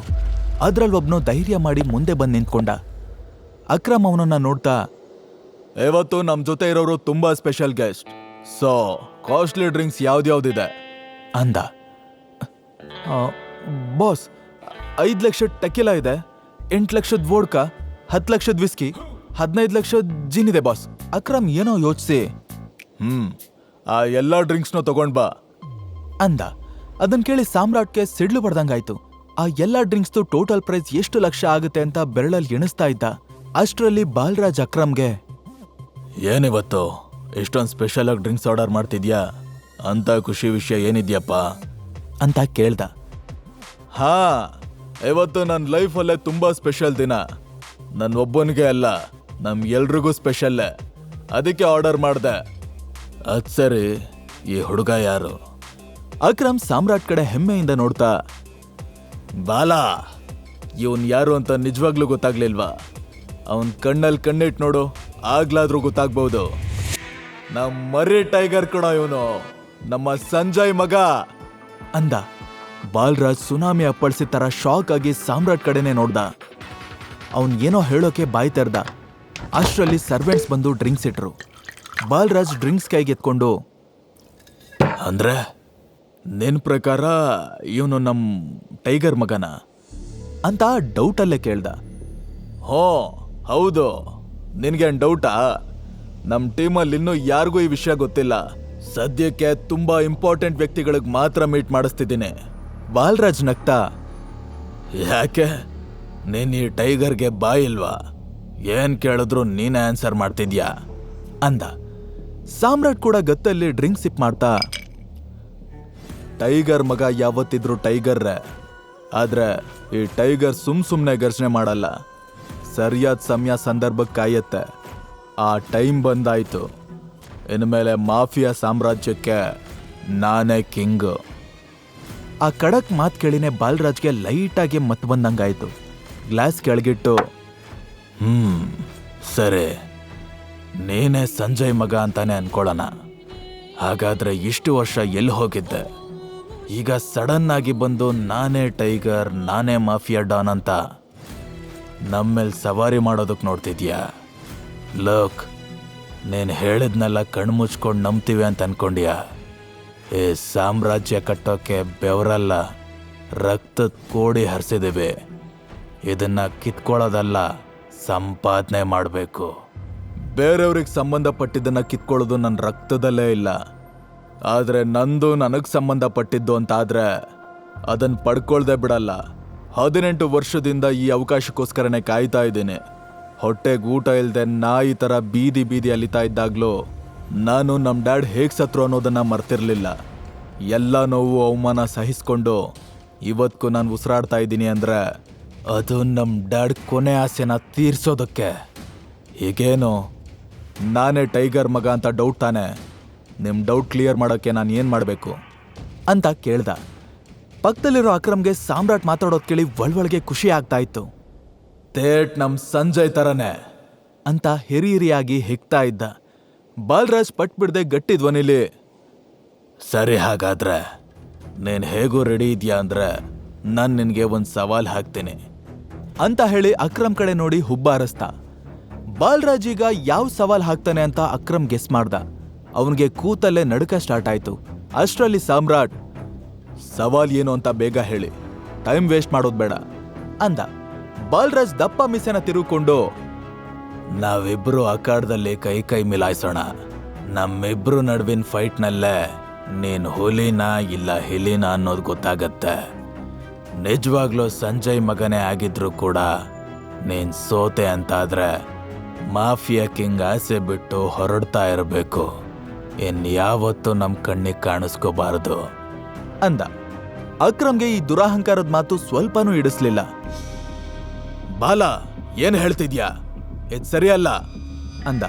ಬಟ್ ಬಾಲರಾಜ್ ಸಾಮ್ರಾಟ್ ಉತ್ತರಕ್ಕೋಸ್ಕರನೇ ವೇಟ್ ಮಾಡ್ತಿದ್ದ. ಅಕ್ರಮ್ ಪಟ್ ಅಂತ ಸಾಮ್ರಾಟ್ ಕಡೆ ತಿರುಗಿ, ಒಪ್ಕೋಬೇಡ ಅಂತ ತಲೆ ಆಡಿಸ್ದ. ಸಾಮ್ರಾಟ್ ನೋಡಿದ್ರು ನೋಡದೆ ಇರೋ ಒಂಥರ ಗ್ಲಾಸಲ್ಲಿದ್ದ ಡ್ರಿಂಕ್ಸ್ನ ಒಂದೇ ಗುಟ್ಕಿ ಕುಡ್ದು, ಅಖಾಡಕ್ಕೆ ಇಳಿಯೋದು ಯಾವಾಗ ಅಂತ ಕೇಳ್ಬಿಟ್ಟ. ಬಾಲರಾಜ್ ಮುಖ ಖುಷಿಯಿಂದ ಅರಳೋಯ್ತು. ಆದ್ರೆ ಅಕ್ರಮ್ಗೆ ಟೆನ್ಷನ್ ಜಾಸ್ತಿ ಆಯ್ತು. ಈಗ ಬಾಲರಾಜ್ನಂತ ಘಟಾನುಘಟಿನ ನಮ್ ಟೈಗರ್ ಸೋಲಿಸ್ತಾನ ಅಥವಾ ತನ್ನ ತಂದೆ ಕಟ್ಟಿರೋ ಮಾಫಿಯಾ ಸಾಮ್ರಾಜ್ಯನ ಶಾಶ್ವತವಾಗಿ ಬಿಟ್ಟು ಹೋಗ್ತಾನ? ಅಪ್ಪನ ಸಾವಿಗೆ ನ್ಯಾಯ ಕೊಡ್ಸೋಕ್ಕಾಗಲ್ವಾ? ಪ್ರತೀಕಾರನ ಮರೆತು ಬಿಡ್ಬೇಕಾ? ಬಾಲ್ರಾಜ್ ತೋಳು ಬಲದ ಮುಂದೆ ಟೈಗರ್ ಗರ್ಜನೆ ಎಷ್ಟು ಜೋರಾಗಿರುತ್ತೆ.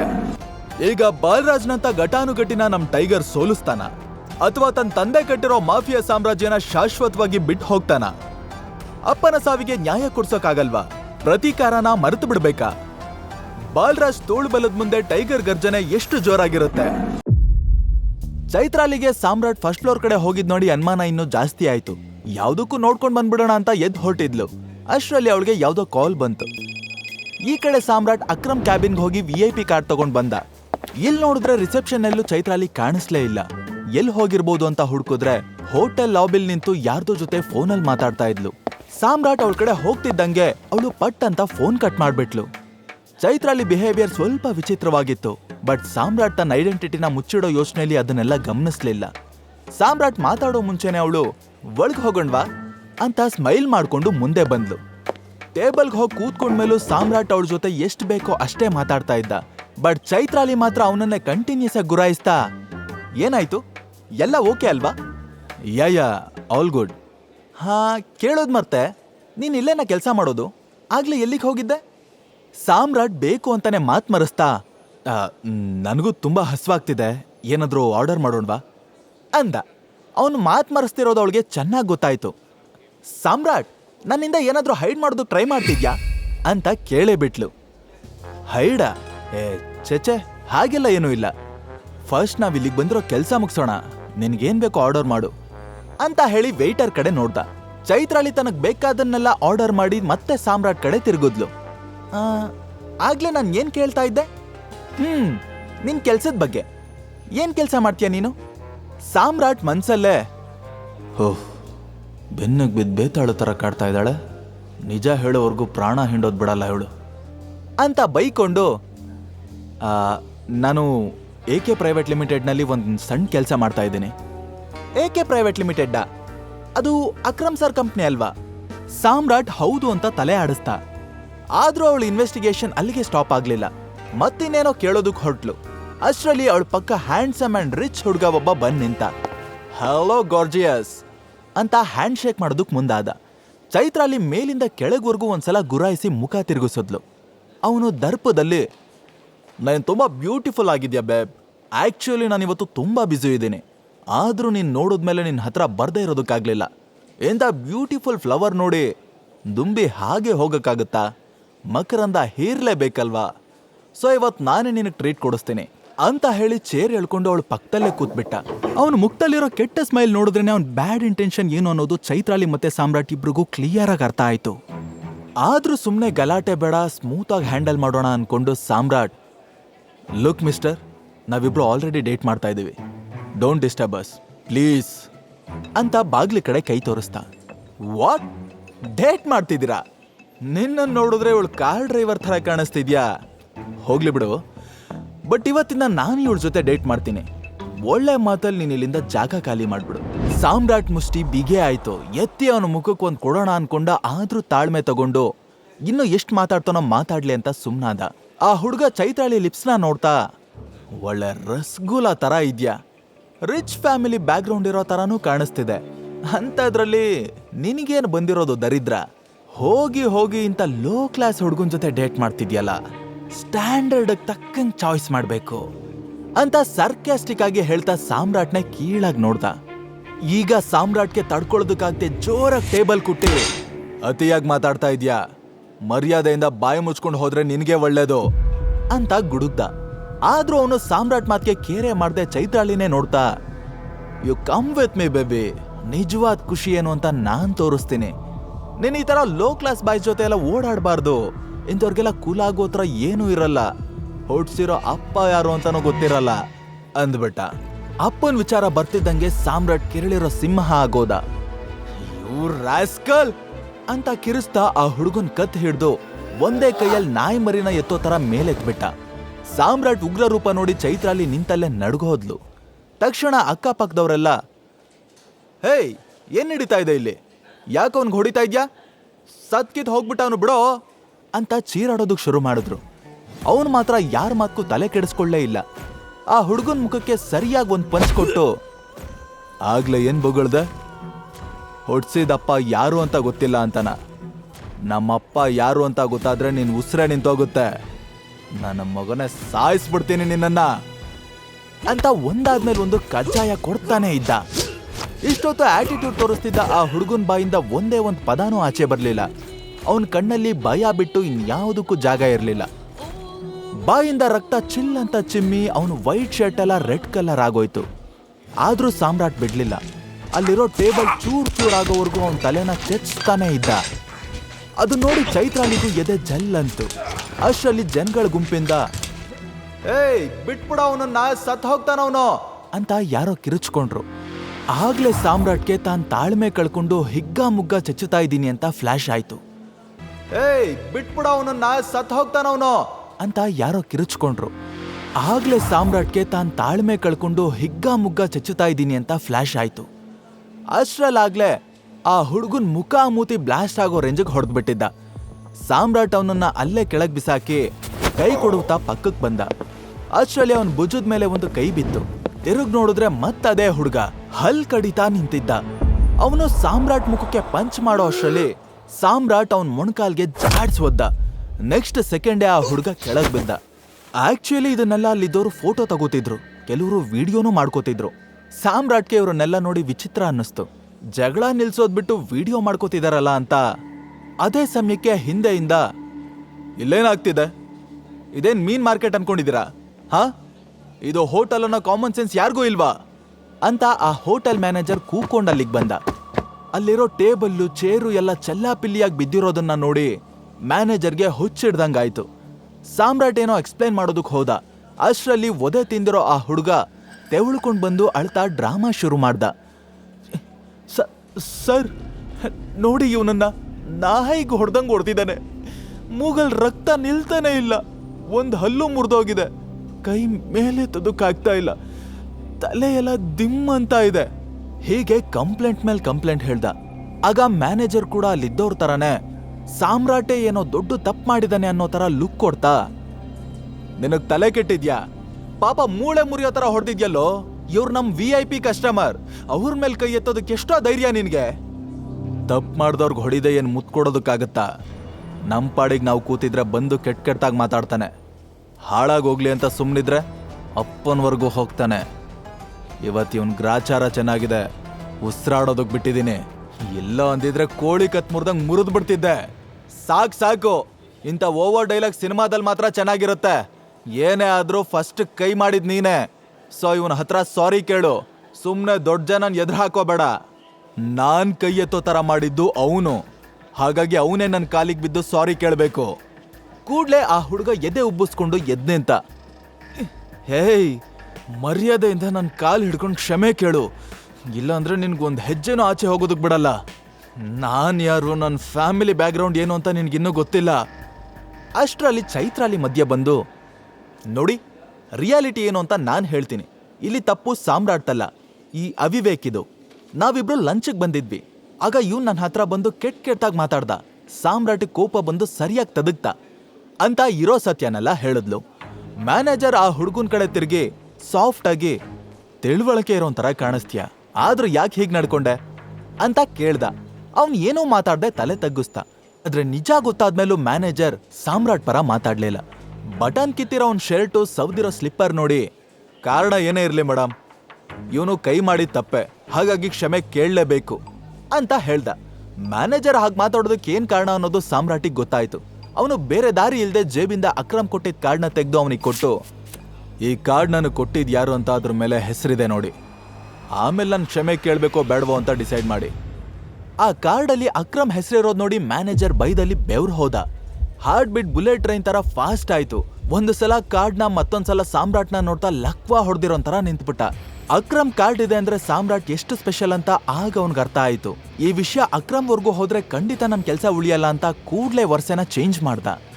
ಸೀದಾ ಆ ಹುಡುಗನ ಹತ್ರ ಹೋಗಿ, ಬೇರೆಯವ್ರ ಮನೆ ಹೆಣ್ಮಕ್ಳ ಜೊತೆ ಮಾತಾಡೋದಕ್ಕೂ ಮೊದಲು ನಿಮ್ಮಮ್ಮನ ಹತ್ರ ಹೋಗಿ ಹೇಗ್ ಬಿಹೇವ್ ಮಾಡಬೇಕು, ಅವ್ರಿಗೆ ಹೇಗ್ ಗೌರವ ಕೊಡಬೇಕು ಅಂತ ಕಲ್ತ್ಕೊಂಡ್ ಬಾ ಅಂತ ಚೆನ್ನಾಗಿ ಉಗ್ದು ಉಪ್ಪಿನಕಾಯಿ ಹಾಕ್ದ. ಇಷ್ಟೆಲ್ಲ ಆದ್ಮೇಲೆ ಸಾಮ್ರಾಟ್ಗೆ ಅಲ್ಲಿ ನಿಂತ್ಕೊಳ್ಳೋದಕ್ಕೂ ಇಷ್ಟ ಆಗ್ಲಿಲ್ಲ. ಚೈತ್ರಾಲಿನ ಕರ್ಕೊಂಡು ಅಲ್ಲಿಂದ ಹೊರಟ. ಇಬ್ರು ಬಂದು ಕಾರಲ್ಲಿ ಕೂತ್ಕೊಂಡ್ರೆ ವಿನಃ ಯಾರೂ ಮಾತು ಶುರು ಮಾಡ್ಲಿಲ್ಲ.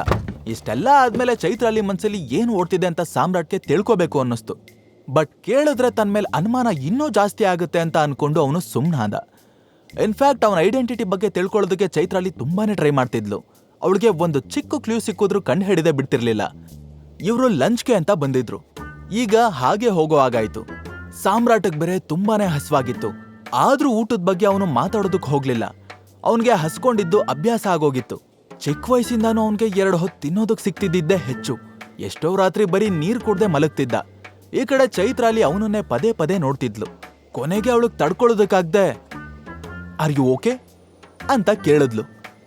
S I am okay, but sorry, ನಿನಗೆ ಒಳ್ಳೆ ಟ್ರೀಟ್ ಕೊಡ್ಸೋಣ ಅಂತ ಕರ್ಕೊಂಡು ಬಂದೆ, ಆದರೆ ಎಲ್ಲ ಹಾಳಾಯ್ತು. ನಿನಗೆ ಓಕೆ ಅಂದರೆ ನಾವು ಬೇರೆ ಕಡೆ ಹೋಗೋಣವಾ? ಎಸ್ ಅಫ್ಕೋರ್ಸ್, ನಾನಿವತ್ತು ಇಡೀ ದಿನ ಫ್ರೀ ಇದ್ದೀನಿ, ಸೊ ಏನು ಪ್ರಾಬ್ಲಮ್ ಇಲ್ಲ. ಸಾಮ್ರಾಟ್ ಕಾರ್ ಟರ್ನ್ ಮಾಡ್ದ. ಸ್ವಲ್ಪ ಹೊತ್ತಿನ ನಂತರ ಅವರು ಮತ್ತೊಂದು ಲಕ್ಸುರಿಯಸ್ ಹೋಟೆಲ್ ರೀಚ್ ಆದ್ರು. ಆ ಹೋಟೆಲ್ ಬೋರ್ಡ್ ಕಡೆ ನೋಡ್ತಾ ಚೈತ್ರಾಲಿ ಒಳಗ್ ಕಾಲಿಟ್ಲು. ಸಾಮ್ರಾಟ್ ಕೂಡ ನೋಡ್ದ. ಅದು ಸಂಜಯ್ನ ಪರಮಶತ್ರು ದಿಗ್ಬಾಲ್ ಹೋಟೆಲ್ ಆಗಿತ್ತು. ಸಾಮ್ರಾಟ್ ಗೊತ್ತಿದ್ದೇ ಅಲ್ಲಿಗೆ ಬಂದಿದ್ದ. ಆ ಹೋಟೆಲ್ ಜೊತೆಗೆ ದಿಗ್ಬಾಲ್ ದೊಡ್ಡ ಮಾಫಿಯಾ ಗ್ಯಾಂಗ್ನು ನಡೆಸ್ತಿದ್ದ. ಬೆಂಗಳೂರಿನ ಭೂಗತ ಲೋಕದಲ್ಲಿ ಟೈಗರ್ ಹೆಸರು ಎಷ್ಟು ಫೇಮಸ್ ಆಗಿತ್ತೋ ದಿಗ್ಬಾಲ್ ಹೆಸರು ಕೂಡ ಅಷ್ಟೇ ಜೋರಾಗಿತ್ತು. ಅವನು ಸಂಜಯ್ ಮಾಡಿರೋ ಅಷ್ಟೇ ದುಡ್ಡು, ಆಸ್ತಿ ಪಾಸ್ತಿ ಎಲ್ಲ ಮಾಡಿದ್ದ. ಇವತ್ತಾದ್ರೂ ದಿಗ್ಬಾಲ್ನ ನೋಡೋ ಚಾನ್ಸ್ ಸಿಗ್ಬೋದು ಅನ್ಕೊಳ್ತಾನೆ ಸಾಮ್ರಾಟ್ ಒಳಗ್ ಹೋಗಿ ಕೂತ್ಕೊಂಡ. ಚೈತ್ರಾಲಿ ಕ್ಯೂರಿಯಸ್ ಆಗಿ ಅವನನ್ನೇ ನೋಡ್ತಾ, ಹಾಗಾದ್ರೆ ನಿನ್ ಬಗ್ಗೆ ಏನೋ ಹೇಳ್ಬಾರ್ದು ಅಂತ ಡಿಸೈಡ್ ಮಾಡಿದ್ಯಾ ಅಂತ ಕೇಳಿದ್ಲು. ಸಾಮ್ರಾಟ್ ಫುಡ್ ಆರ್ಡರ್ ಮಾಡ್ತಾ, ಯಾವ್ದ್ರ ಬಗ್ಗೆ ಕೇಳ್ತಿದ್ಯಾ? ಚೈತ್ರಾಲಿ ಮನ್ಸಲ್ಲಿ ನಿಜವಾಗ್ಲೂ ಯಾಕೆ ಅನುಮಾನ ಸೃಷ್ಟಿಯಾಗಿದೆ ಅನ್ನೋದು ಸಾಮ್ರಾಟ್ಗೆ ಗೊತ್ತಾಗ್ತಿತ್ತು. ಅವತ್ತು ಪಾರ್ಟಿಲಿ ಅಕ್ರಮ್ ಸಾಮ್ರಾಟ್ನ ಸೆಪರೇಟ್ ಆಗಿ ರೂಮ್ ಒಳಗಡೆ ಕರ್ಕೊಂಡು ಹೋದಾಗ ಎಲ್ರೂ ಅವನ್ನ ಡ್ರೈವರ್ ಮಗ ಇರ್ಬೋದು ಅಂತ ನಂಬಿದ್ರು. ಬಟ್ ಚೈತ್ರಾಲಿ ಮಾತ್ರ ಅದನ್ನ ನಂಬಿರ್ಲಿಲ್ಲ. ಚೈತ್ರಾಲಿ ಪಟ್ಟು ಬಿಡ್ದೆ, ನೋಡು ಎಲ್ಲ ಗೊತ್ತಿದ್ದು ಡ್ರಾಮಾ ಮಾಡ್ಬೇಡ, ನಾನ್ ನಿನ್ ಬಗ್ಗೆನೇ ಕೇಳ್ತಾ ಇರೋದು ಅಂದ್ಲು.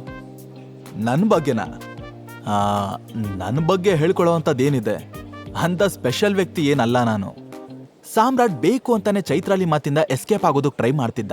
ಅಷ್ಟರಲ್ಲಿ ಅವನ ಕಣ್ಣು ಪಕ್ಕದ ಟೇಬಲ್ ಅಲ್ಲಿ ಕೂತಿರೋರ್ ಮೇಲೆ ಬಿತ್ತು. ಅವರು ಏನೋ ತುಂಬಾ ಸೀರಿಯಸ್ ಆಗಿ ಮಾತಾಡ್ತಿದ್ರು.